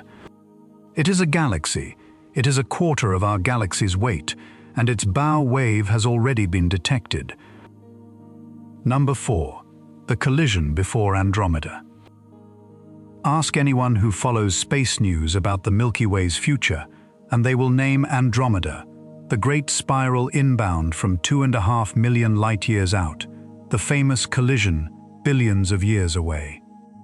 Recent analysis has even softened that appointment into something close to a coin flip within the next 10 billion years, a revision this channel has covered before and leaves as a single line tonight. The discovery at number 4 is that the famous collision was never the next one. While everyone watched Andromeda, a nearer neighbor, one most people in the northern hemisphere have never once seen, turned out to be heavier than anyone knew, closer to the end of its fall than anyone knew, and on the books to arrive first. The neighbor is the Large Magellanic Cloud. From the southern hemisphere, it is unmistakable, a detached patch of the Milky Way's glow hanging in the far southern sky, bright enough to see from any dark beach in Chile or Australia, named for the expedition of Ferdinand Magellan, whose crews used it to navigate. It is a genuine galaxy in its own right, about 160,000 light-years away, ragged and rich, home of the Tarantula Nebula, the most furious star-forming region in our whole galactic neighborhood, and home of Supernova 1987A, the nearest observed stellar explosion in 4 centuries. For a century of astronomy, the Large Magellanic Cloud was filed as a satellite, a minor companion in slow orbit, a moon among galaxies. Every word of that filing has since come undone. The revision came from weighing it properly, and the scales were motion. Precise measurements of the cloud's stars and of the miniature satellite galaxies that orbit the cloud itself revealed a gravitational grip far too strong for its visible starlight to explain. Counting its full dark matter envelope, the Large Magellanic Cloud comes to roughly a quarter of the Milky Way's own mass, on the order of 250 trillion suns. That is not a moon. That is a junior partner, the kind of companion that changes the destiny of the system it joins. The orbital reconstructions delivered a second surprise. The cloud is not an old satellite that has circled us since the beginning. It is a newcomer, on its first infall, having arrived in our vicinity only within the last couple of billion years, swinging past on a long ellipse that is not stable. Dynamical friction, the drag a massive body feels plowing through a galaxy's dark matter halo, is bleeding its orbital energy with every passing age. The ellipse is decaying. The visit is becoming a capture. In January 2019, Marius Cortoon and colleagues at Durham University published the forecast in the monthly notices of the Royal Astronomical Society, and it carries a date of the kind astronomy rarely offers. The Large Magellanic Cloud merges with the Milky Way in roughly 2.4 billion years. Before Andromeda arrives on any reading of Andromeda's schedule, the next major collision our galaxy faces is not the celebrated one bearing down from the north. It is the bright little cloud in the southern sky, already inside the gates, already spiraling. The simulations of that merger, labeled plainly as simulations, describe a rearrangement rather than a destruction, but the rearrangement reaches all the way to the center. As the cloud comes apart in the Milky Way's tides, its quarter-trillion solar masses of stars, gas, and dark matter rain through the halo and disk, and a substantial share of the gas finds its way down the gravitational drain to the very middle, where our galaxy's central black hole waits. That black hole, Sagittarius A star, 4 million solar masses, is famously quiet, a sleeping engine this channel has visited before. The cotton simulations feed it lavishly. Their runs grow the central black hole by as much as a factor of 8, and a black hole eating at that rate does not do so in the dark. It ignites as an active galactic nucleus, the Milky Way's core lighting up with radiation and likely jets, a modest cousin of the quasars, burning for ages, visible across the local universe. Our galaxy has almost certainly flared this way before. The discovery is that the next scheduled ignition has a cause on the books and an estimated date. The same runs scatter a fraction of the halo's stars onto new orbits, and they assign a small but real probability, a few percent, that close gravitational encounters during the merger sling the Sun itself onto a wider orbit, or lift it out of the galactic disk entirely, an eviction rather than an injury, the solar system carried off intact into emptier country. Stated calmly. The likeliest outcome for any given star, ours included, is to ride through the whole affair unharmed, at distances where a merging galaxy is scenery rather than weather. The Large Magellanic Cloud has already given our sciences their best recent seat for a stellar death, which makes its inbound status feel almost personal. In February 1987, a blue supergiant in the cloud collapsed, and the light of Supernova 1987A reached Earth along with something better than light. 1987A was close enough that detectors on Earth caught 24 neutrinos from the collapsing core, hours before the visible brightening, the founding proof of the early warning physics that Number 10's alert network is built on. The nearest supernova in 4 centuries, the calibration event for half of stellar death theory, came from the very galaxy now spiraling toward us. The cloud is not an abstraction in a catalogue.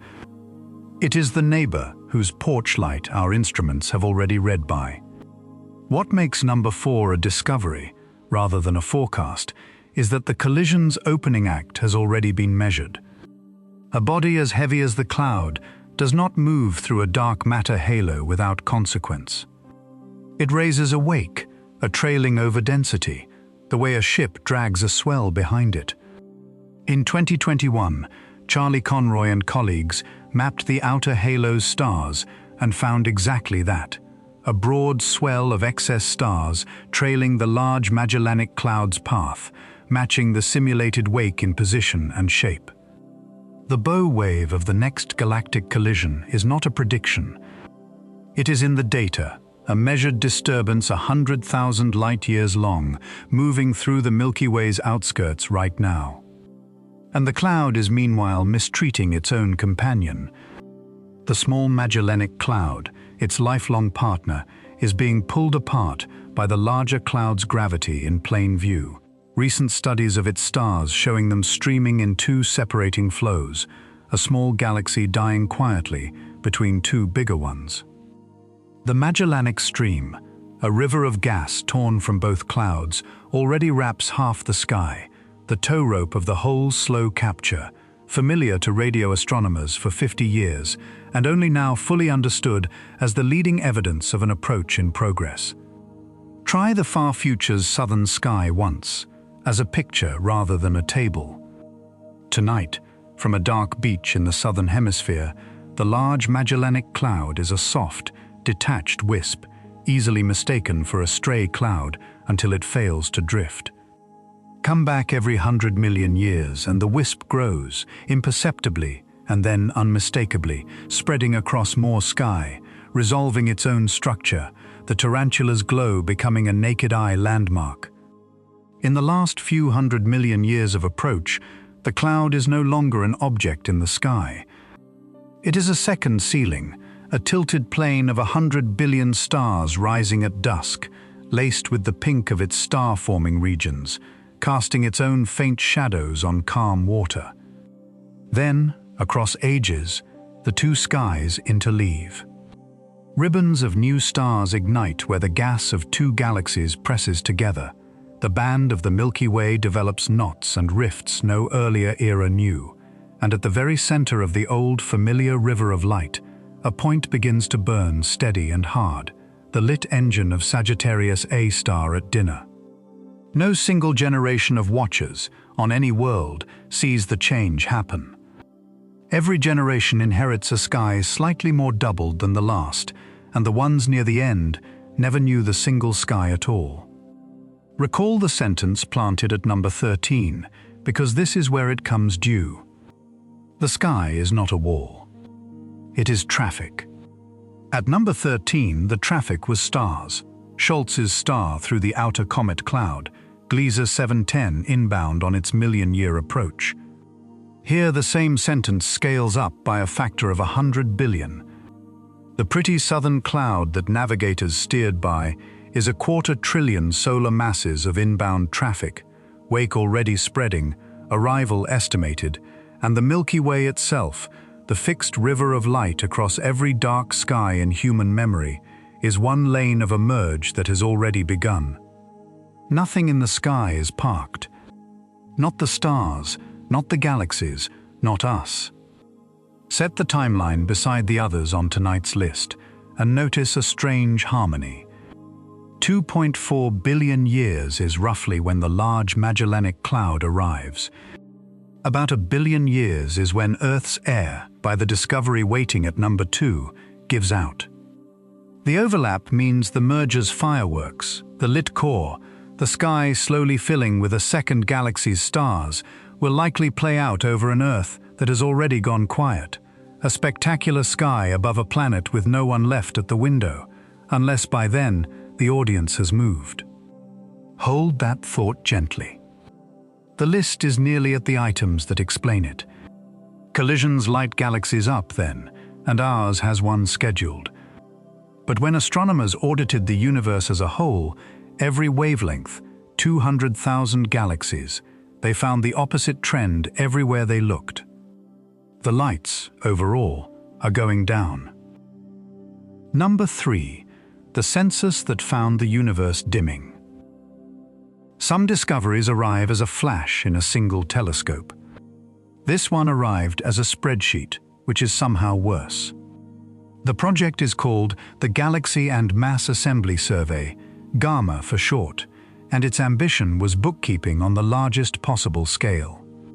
Using the Anglo-Australian telescope as its backbone, together with a fleet of space observatories covering the wavelengths ground telescopes cannot, the GAMA team assembled a sample of roughly 200,000 galaxies and measured each one's energy output in 21 separate bands of the spectrum, from the far ultraviolet, the light of hot young stars, through the visible, and out into the far infrared, the warmth of dust heated by starlight. 21 measurements per galaxy, 200,000 galaxies, the most complete audit of light production ever conducted on the nearby universe. It was, in effect, a power meter reading for our whole cosmic neighborhood. The reading came back in August 2015, presented by survey leader Simon Driver at the International Astronomical Union's General Assembly, and it made headlines with a single sentence. The energy being generated per unit volume of the universe today is roughly half of what it was 2 billion years ago. Half. And the decline is not an artifact of one wavelength or one class of galaxy. It runs consistently across all 21 bands, ultraviolet through infrared, young stars and old, everywhere GAMA looked. The universe's total power output is falling, smoothly and universally, like a hall of lamps on a single dimmer. Driver, announcing it, reached for domestic language that the newspapers loved and that happens to be accurate. The universe, he said, has basically sat down on the sofa, pulled up a blanket, and is settling in for the long doze. The result did not come from nowhere, and its context makes it heavier, not lighter. Astronomers had spent the previous 2 decades assembling the deep history of star formation, the rate at which the universe converts gas into new suns, epoch by epoch, using deep field images that see galaxies as they were billions of years ago. That history has a shape, and the shape has a name, the Maddow plot, one of the most reproduced graphs in all of astronomy. It rises steeply from the universe's first few 100 million years, climbs through the early epochs, and peaks at what astronomers call cosmic noon, roughly 10 to 11 billion years ago, when the universe formed stars at some 10 times its present rate. Galaxies in that era blazed, gorging on abundant gas, assembling the bulk of their stellar populations in a sustained burst. And from cosmic noon onward, the curve goes one way. Down. Not a dip, not a cycle. A decline running 8 billion years and counting, to which Gamma added the present-day data point and the cross-checked total. The universe is not merely dimmer than it was. It has been dimming since before the sun existed, and the dimming has never once reversed. It is worth pausing on how anyone can claim to measure the universe's history at all, because the method is the one genuine time machine physics permits. Light travels at a fixed speed, so distance is delay. When a survey photographs a galaxy 2 billion light-years away, it receives light that departed 2 billion years ago, and it is measuring, with no interpretation required, the universe's output as it stood in that era. Point the same instruments deeper, and you sample earlier eras, epoch behind epoch, like reading tree rings outward from the bark. The Gamma comparison, today's universe against the universe of 2 billion years ago, is not a reconstruction or a model. It is 2 direct readings of the same power meter, taken at 2 depths of the past, and the deep field surveys extend the ledger back 11 billion years and more. Astronomy's strange privilege is that its archives assemble themselves.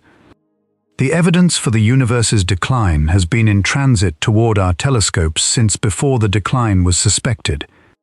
A 2013 survey led by David Sobral put the same trend in the bluntest available terms. Extrapolating the measured decline forward, the universe has already formed roughly 95% of all the stars it will ever form. The remaining 5% dribbles out across the entire long future, at rates thinning toward zero, star formation never quite stopping, merely fading, the way a kettle taken off the flame never quite reaches room temperature and never boils again either. Read that number the other way, and it says something personal.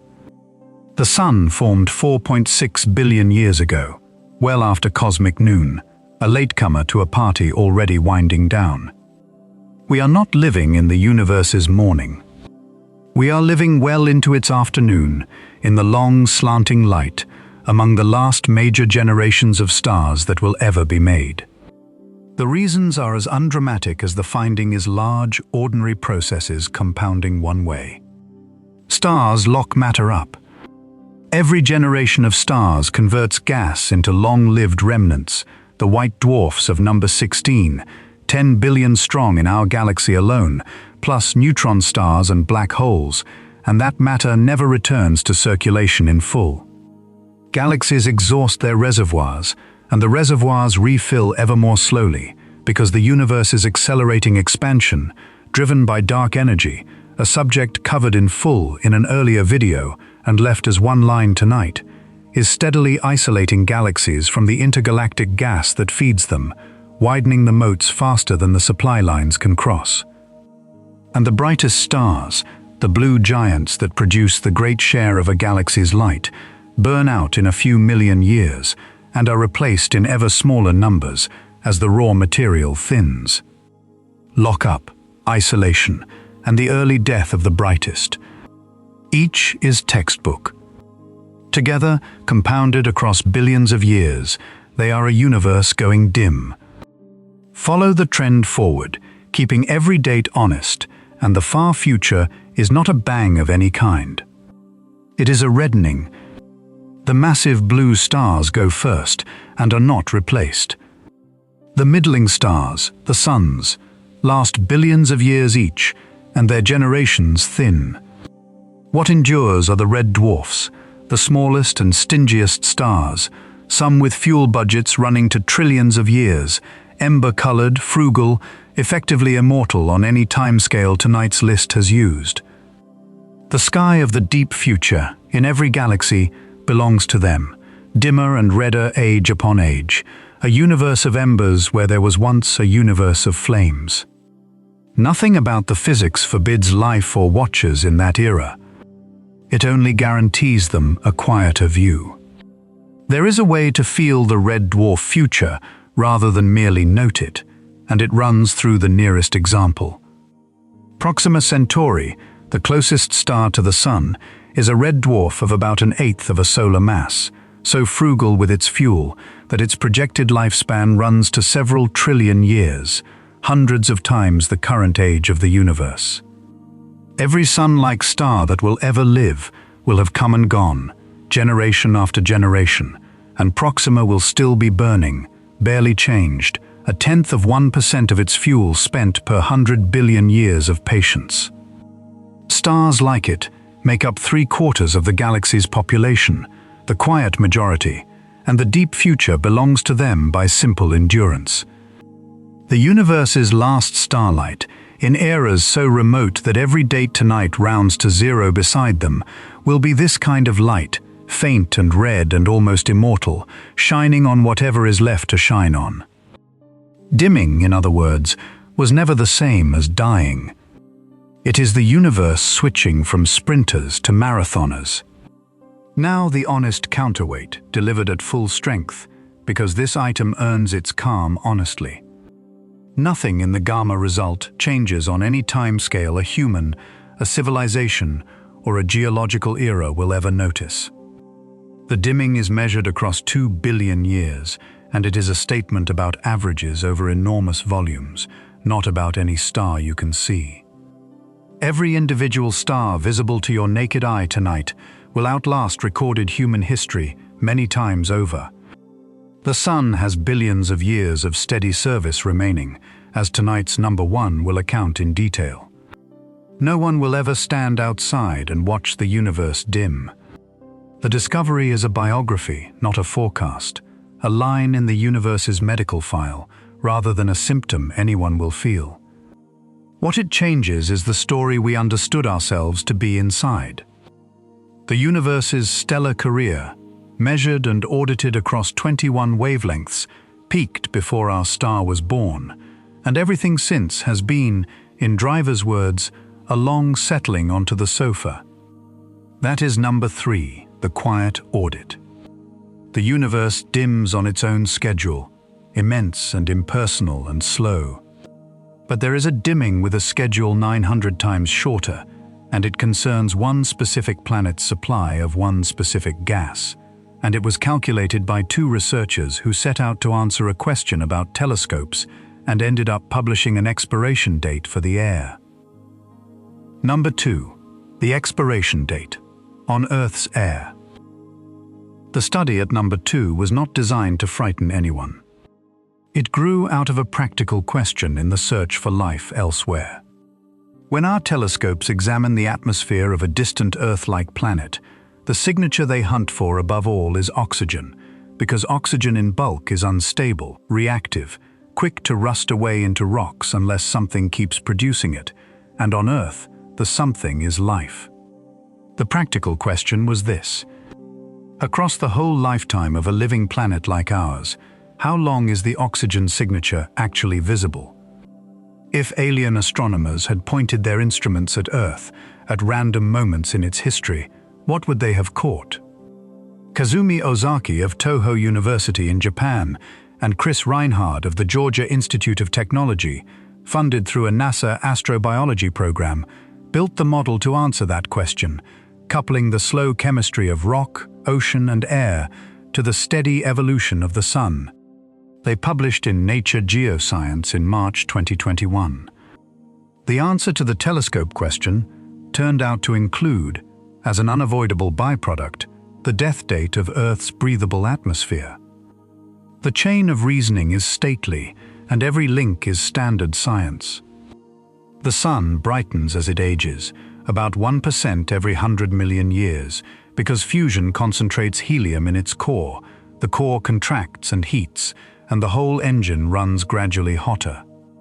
This is bedrock stellar physics, the same physics that will drive number 1. A brighter sun warms the Earth, and a warmer Earth weathers its rocks faster, because heat speeds the chemical reactions by which exposed rock captures carbon dioxide, and rivers carry it to the sea floor as stone. Weathering is the planet's thermostat, and it responds to the warming sun the only way it can, by drawing carbon dioxide out of the air, steadily, over hundreds of millions of years. The thermostat works. The temperature is held. But the working fluid is being spent, because carbon dioxide is not only a greenhouse gas, it is the raw material of photosynthesis, the single input from which every leaf, every blade, every cell of algae builds itself. The planet's cooling system and its food system draw from the same tank, and the tank drains. Follow the drain down.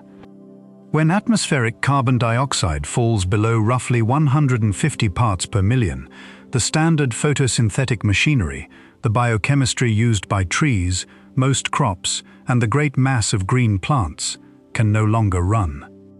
A hardier variant chemistry, the one grasses use, functions down to perhaps 10 parts per million and buys the biosphere a long reprieve as forests give way to grasslands on a dying gradient. But the direction never changes. Somewhere around 1 billion years out, in the model's central runs, the last photosynthesis stalls. And photosynthesis is the only significant source of oxygen the planet has. The moment the green machinery stops, the oxygen supply is cut, while every consumer of oxygen, respiration, decay, the slow rusting of exposed rock and volcanic gases, continues without pause. The reservoir that took 2 billion years to fill begins to drain with nothing refilling it. Here is the finding that separates this study from every earlier sketch of Earth's far future. The drain is not slow. Ozaki and Reinhardt's model, run thousands of times across the uncertainties, found that once the collapse begins, atmospheric oxygen falls by roughly a factor of 1 million within about 10,000 years. 10,000 years. The planet spent 2.5 billion years accumulating a breathable sky, and the model retires it in what is, geologically, a single breath, a discontinuity, the authors write, comparable in speed and scale to the event that created the oxygen atmosphere in the first place.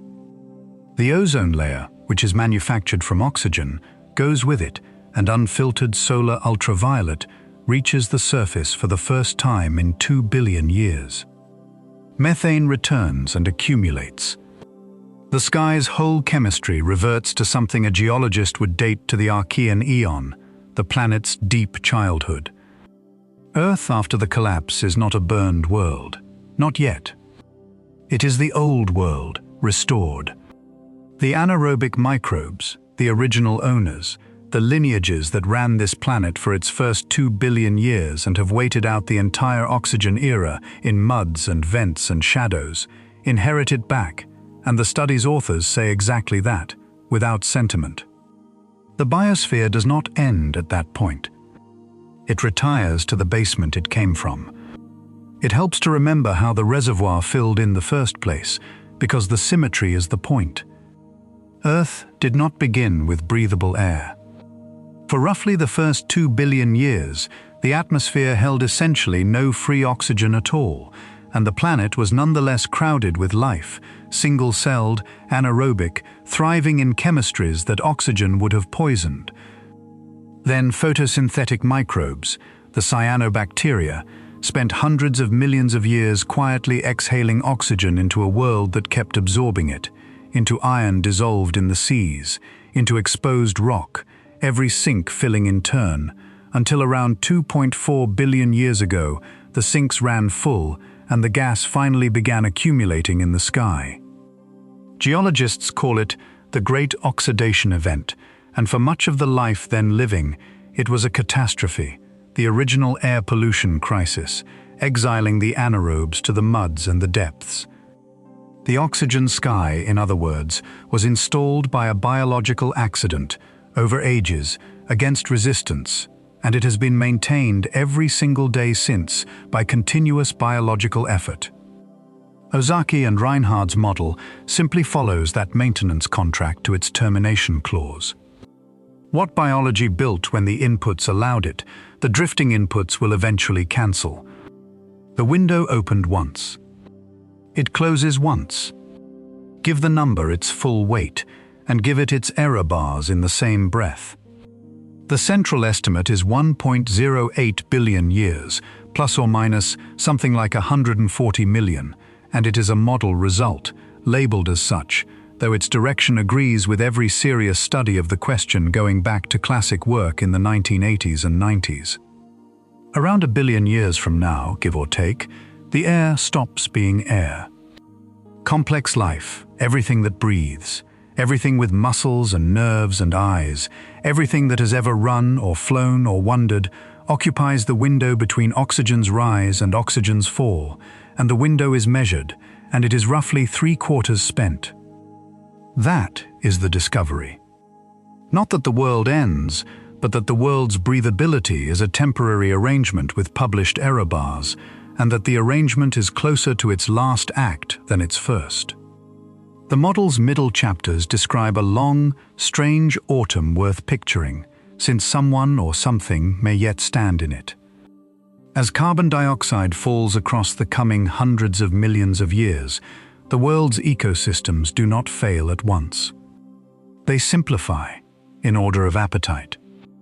The great forests, the hungriest photosynthesizers, thin first, their range contracting age by age, and the grasses, running the more frugal chemistry, spread into the vacancies, so that the continents of the deep future trend toward savanna and steppe, a planet wearing drylands the way it once wore jungles.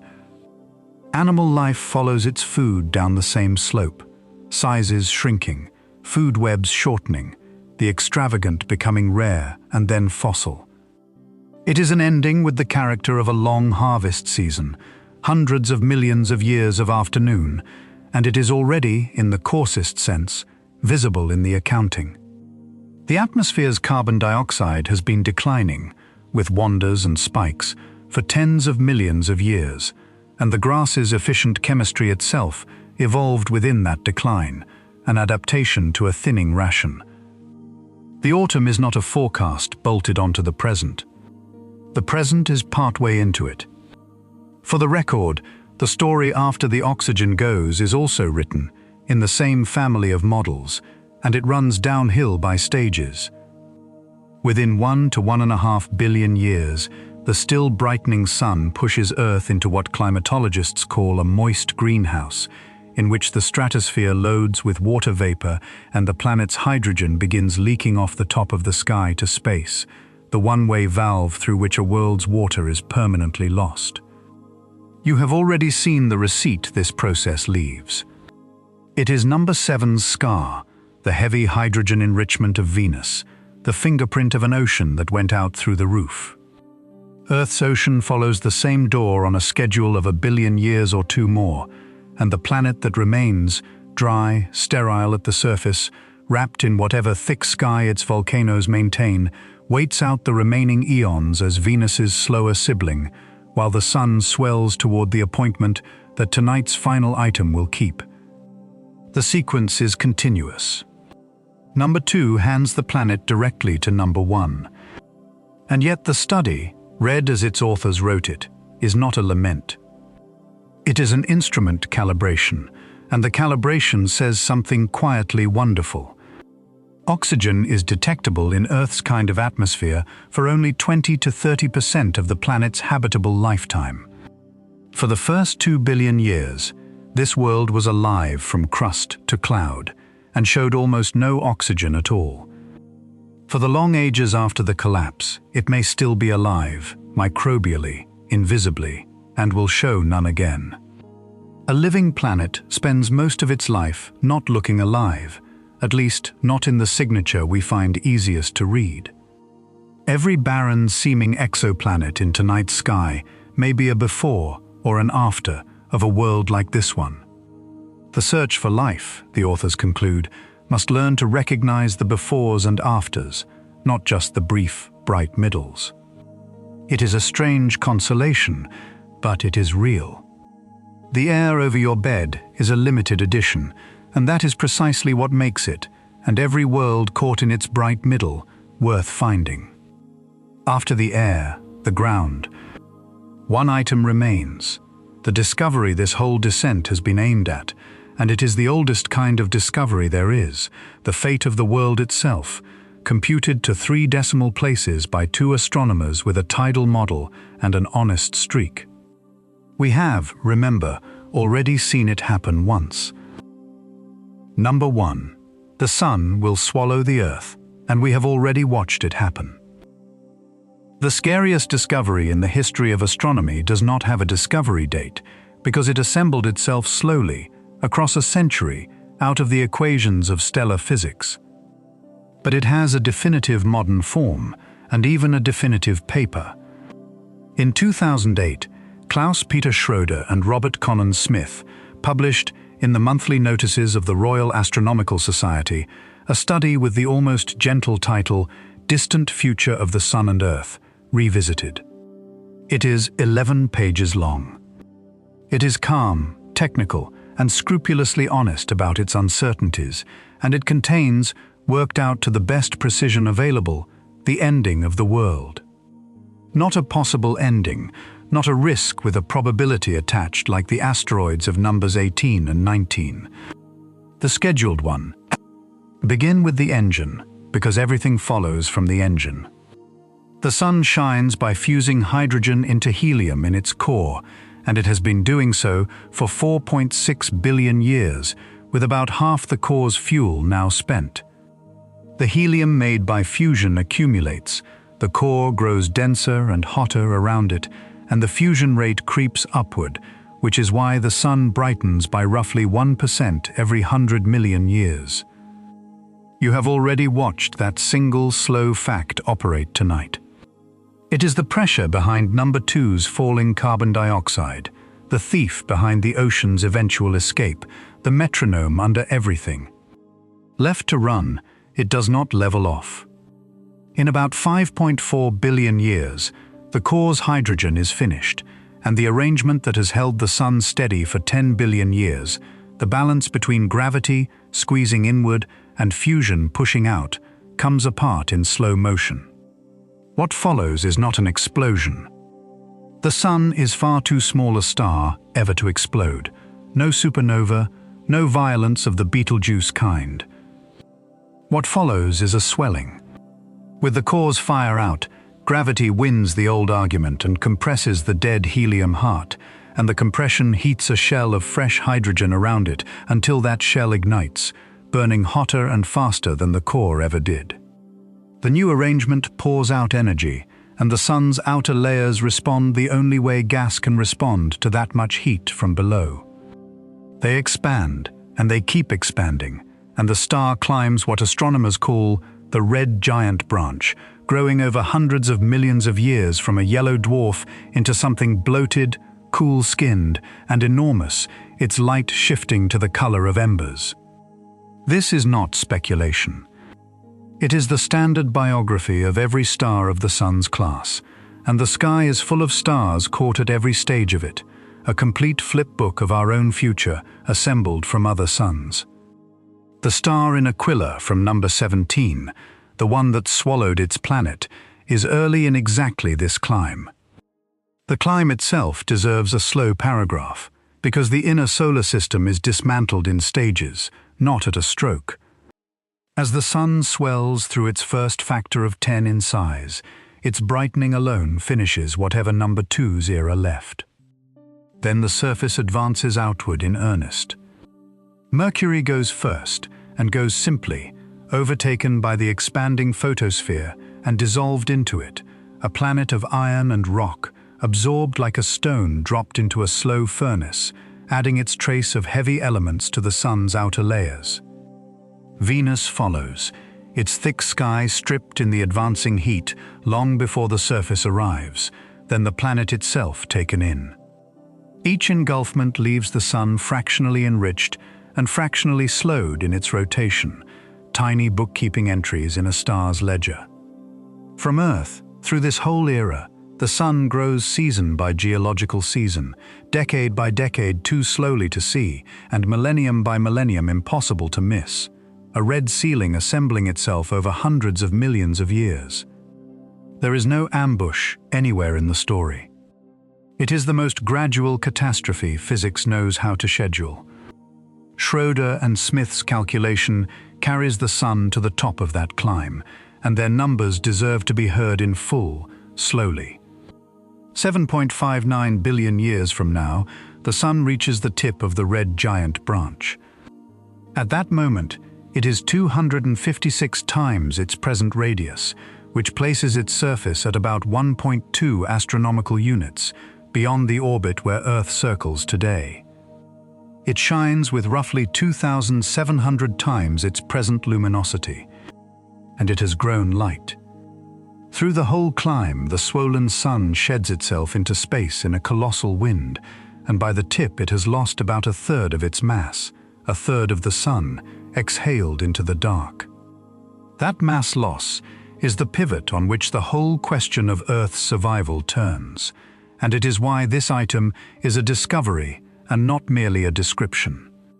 When a star loses mass, its gravitational grip weakens, and its planets respond by spiraling gently outward.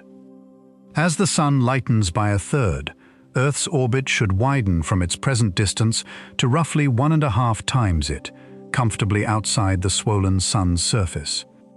For decades, that arithmetic allowed a hopeful bookkeeping in which Earth, scorched and airless but intact, rides out the red giant era just beyond the fire. Schroeder and Smith sat down with that hope and did the missing accounting, the tides. A planet orbiting close to a giant star raises a bulge on the star, just as the Moon raises tides on Earth at number 5. But the geometry here reverses the lesson of number 5. The red giant Sun will rotate more slowly than Earth orbits, so the bulge Earth raises will lag behind it, and a lagging bulge pulls backward. Where Earth's leading bulge lifts the Moon outward, the giant Sun's trailing bulge will act as a brake, draining Earth's orbital energy year by year. Add the friction of orbiting through the dense wind and through the outer fringes of the Sun's distended atmosphere, and the hopeful bookkeeping fails. The outward drift from mass loss loses the race to the inward drag of the tide. Their conclusion is exact enough to sting. For Earth to escape, it would need to be starting from an orbit about 15% wider than the one it has. It is not. Mercury goes early, Venus follows, and Earth, by their accounting, follows Venus, dragged down into the advancing photosphere late in the climb. The paper states it in the flat dialect of the journals, and the flatness is its own kind of thunder. As it turns out, Earth will be engulfed.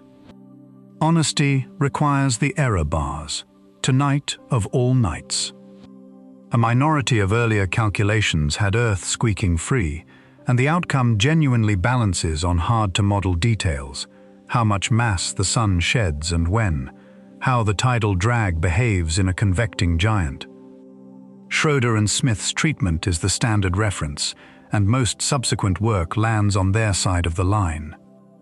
Call it what it is, a near consensus of engulfment with a sliver of escape, and note the bitter footnote the optimistic sliver carries. An Earth that escapes the envelope is still baked to bare rock by 2,700 suns of light, its history reduced to isotope ratios.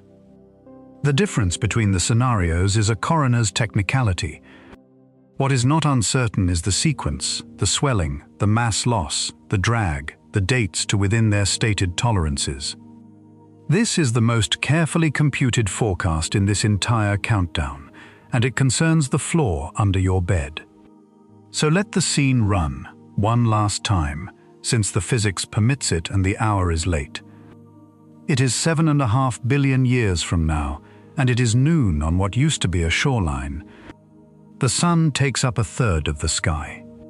Not a brighter circle, a ceiling, a slow furnace of deep red and amber filling the world from horizon to zenith, its surface moving, enormous convection cells rising and turning like weather made of light. Nothing here has been alive for 6 billion years, so there is no grief in the scene, only geology. The rocks themselves flow in places, and twice a day the ground swells in a tide of stone, because the thing overhead pulls on the crust the way the moon once pulled on water. There is no sound, the air is long gone, gone in number 2's collapse, and the slow escape after it.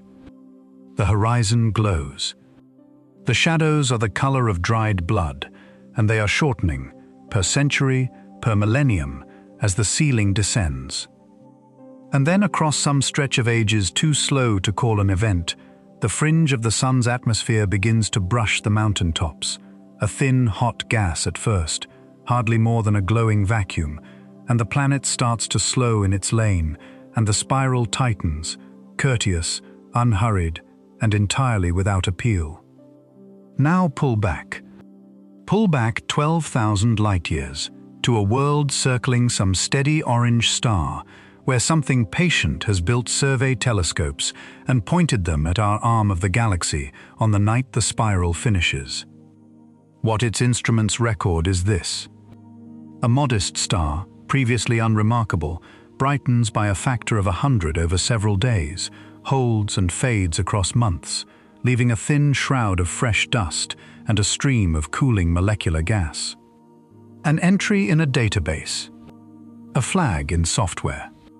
10 days of light. The phrase from number 17, "Come home at last," because when Earth goes, that is the whole of the public record, the same funeral we ourselves attended in 2020, in Aquila, from the cheap seats, taking careful notes, without fully saying out loud whose rehearsal it was. For completeness, the tip of the red giant branch is not quite the biography's final page, and the appendix is worth hearing for its strangeness. At the moment of greatest swelling, the sun's compressed core, a mass of helium crushed to enormous density, finally reaches ignition temperature, and the helium lights essentially all at once, an internal event astronomers call the helium flash. A few minutes in which the core's power output briefly rivals a whole galaxy's, all of it absorbed and smothered by the star's own overlying bulk, invisible from outside. Settled onto helium burning, the sun actually shrinks for a while, calms, and spends another 100 million years as a smaller, tamer giant, before a second, briefer climb and the final shedding. The details matter to stellar physicists and change nothing for the inner planets, which do not survive the first climb. They are included here for one reason. Even the sun's death has been worked out to this level of choreography, act by act, flash by hidden flash, from the same equations that time eclipses to the second. The forecast is not a guess that happens to be dressed in mathematics. It is the mathematics that has never once missed. Afterward, the sun completes the biography every sun-like star completes.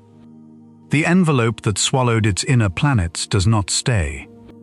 Over some tens of thousands of years, the star exhales it entirely, shell after luminous shell, and for a brief era, brief the way tonight's list has taught you to hear that word, the old solar system is wrapped in a planetary nebula, a glowing architecture of cast-off gas lit from within, the single most beautiful frame in the whole reel, our system's one appearance on the galaxy's postcards. When it disperses, what remains at the center is the core, laid bare. A white dwarf. Earth-sized, half the sun's mass, dense beyond metaphor, cooling forever. You met these objects at number 16, and you met what orbits them. The asteroid belt's survivors, the outer moons, the comets of the far cloud, whatever rubble weathered the giant era in the outer dark, will spend the following billions of years being scattered, some of it inward, by the surviving giant planets. Piece by piece, some of that rubble will stray inside the white dwarf's Roche limit, shred into rings, grind to dust, and rain onto the little dead star, salting its pure atmosphere with calcium, magnesium, silicon, iron. The chemistry of shattered rock, which is to say, in the fullness of time, our sun's corpse will very likely carry pollution, and pollution is legible. Some far astronomer, running spectra of white dwarfs the way ours do now, will catch the metal lines in one dim star in the Orion Arm and read them for what they are, the crushed and dissolved geology of a planetary system, iron core material and mantle rock in Earth-like proportions. The autopsy reports of number 16, the ones we file on other dead suns, are the genre in which our system's final document will be written. We will be a polluted white dwarf. It is, in the exact sense, the standard outcome. The white dwarf's own future, for completeness, is the longest quiet in physics. It generates nothing. It only spends, radiating its stored heat into space across timescales that embarrass every number used tonight, white hot for millions of years, yellow for billions, red for tens of billions, and finally, on schedules longer than the universe has yet existed, cooling toward a black dwarf, a sphere of crystallizing carbon and oxygen the size of a small planet, dark, inert, and effectively eternal. The universe is not yet old enough to contain a single finished black dwarf. Ours, in the fullness of things, will be one of the early ones, a cold crystal where a star used to be, still holding, in its settled atoms, the processed material of everything the sun ever owned. And the iron. Keep the last promise of the night, the one planted at number 11. The iron in your blood arrived as supernova ash, forged in dying giants, and delivered to the cloud that built the sun, the freshest layer of it still countable in the Pacific mud. Nothing about engulfment destroys iron. The atoms that are, tonight, carrying oxygen through you at the pace of a resting heart, will ride the whole story out, into the red giant's envelope, out with the exhaled shells of the planetary nebula, back into the thin fog between the stars, where everything on this list keeps its inventory. Interstellar clouds gather such ash. In some era beyond counting, one such cloud, faintly salted with what used to be a shoreline planet, may settle onto the sea floor of some young world as a spike in an isotope, a delivery of ash for other patient chemists to count. The seafloor story of number 11 run in reverse, with us as the shipment. Ash to ash was always a cosmological statement. The universe simply takes longer with its version and loses track of nothing along the way. Now set the fear down, carefully, where it belongs, because number 1 earns its consolations, and this channel keeps honest books on comfort too. First, the ledger of time. 7.6 billion years is not a deadline in any sense a nervous system can use.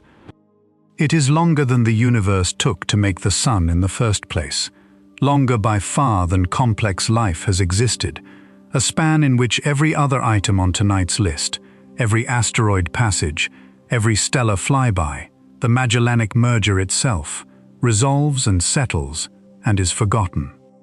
Second, the true deadline was never this one. Earth's story as a living world runs out at number 2's billion-year mark, when the air retires, and the engulfment 6 billion years later is a formality conducted on a world already long quiet, the demolition of a house whose family moved out ages before. And third, the strangest consolation, the one this whole night has been quietly assembling. Nothing in the physics requires anyone to be home when it happens. 7.6 billion years is the longest advance notice any species has ever been served, and it was served to the only species we know of that reads notices. The discovery at number 1 is, in the end, the same discovery as all the others tonight. The universe does not hide its intentions. It publishes them in tree rings and seafloor mud, in tidal bulges and dimming stars, legible to anyone stubborn enough to count atoms and check the arithmetic twice. The sun will swallow the earth. We know the date to the third decimal place of a billion. We know what it will look like from the cheap seats, and between now and then stretches more time than has passed since the first cell, all of it, every second, still unwritten. That is the countdown, all 20, from a comet striking someone else's planet to the appointment our own planet keeps with its star. Look back up the whole slope once, gently, before sleep. Every frightening thing tonight was also a demonstration of noticing.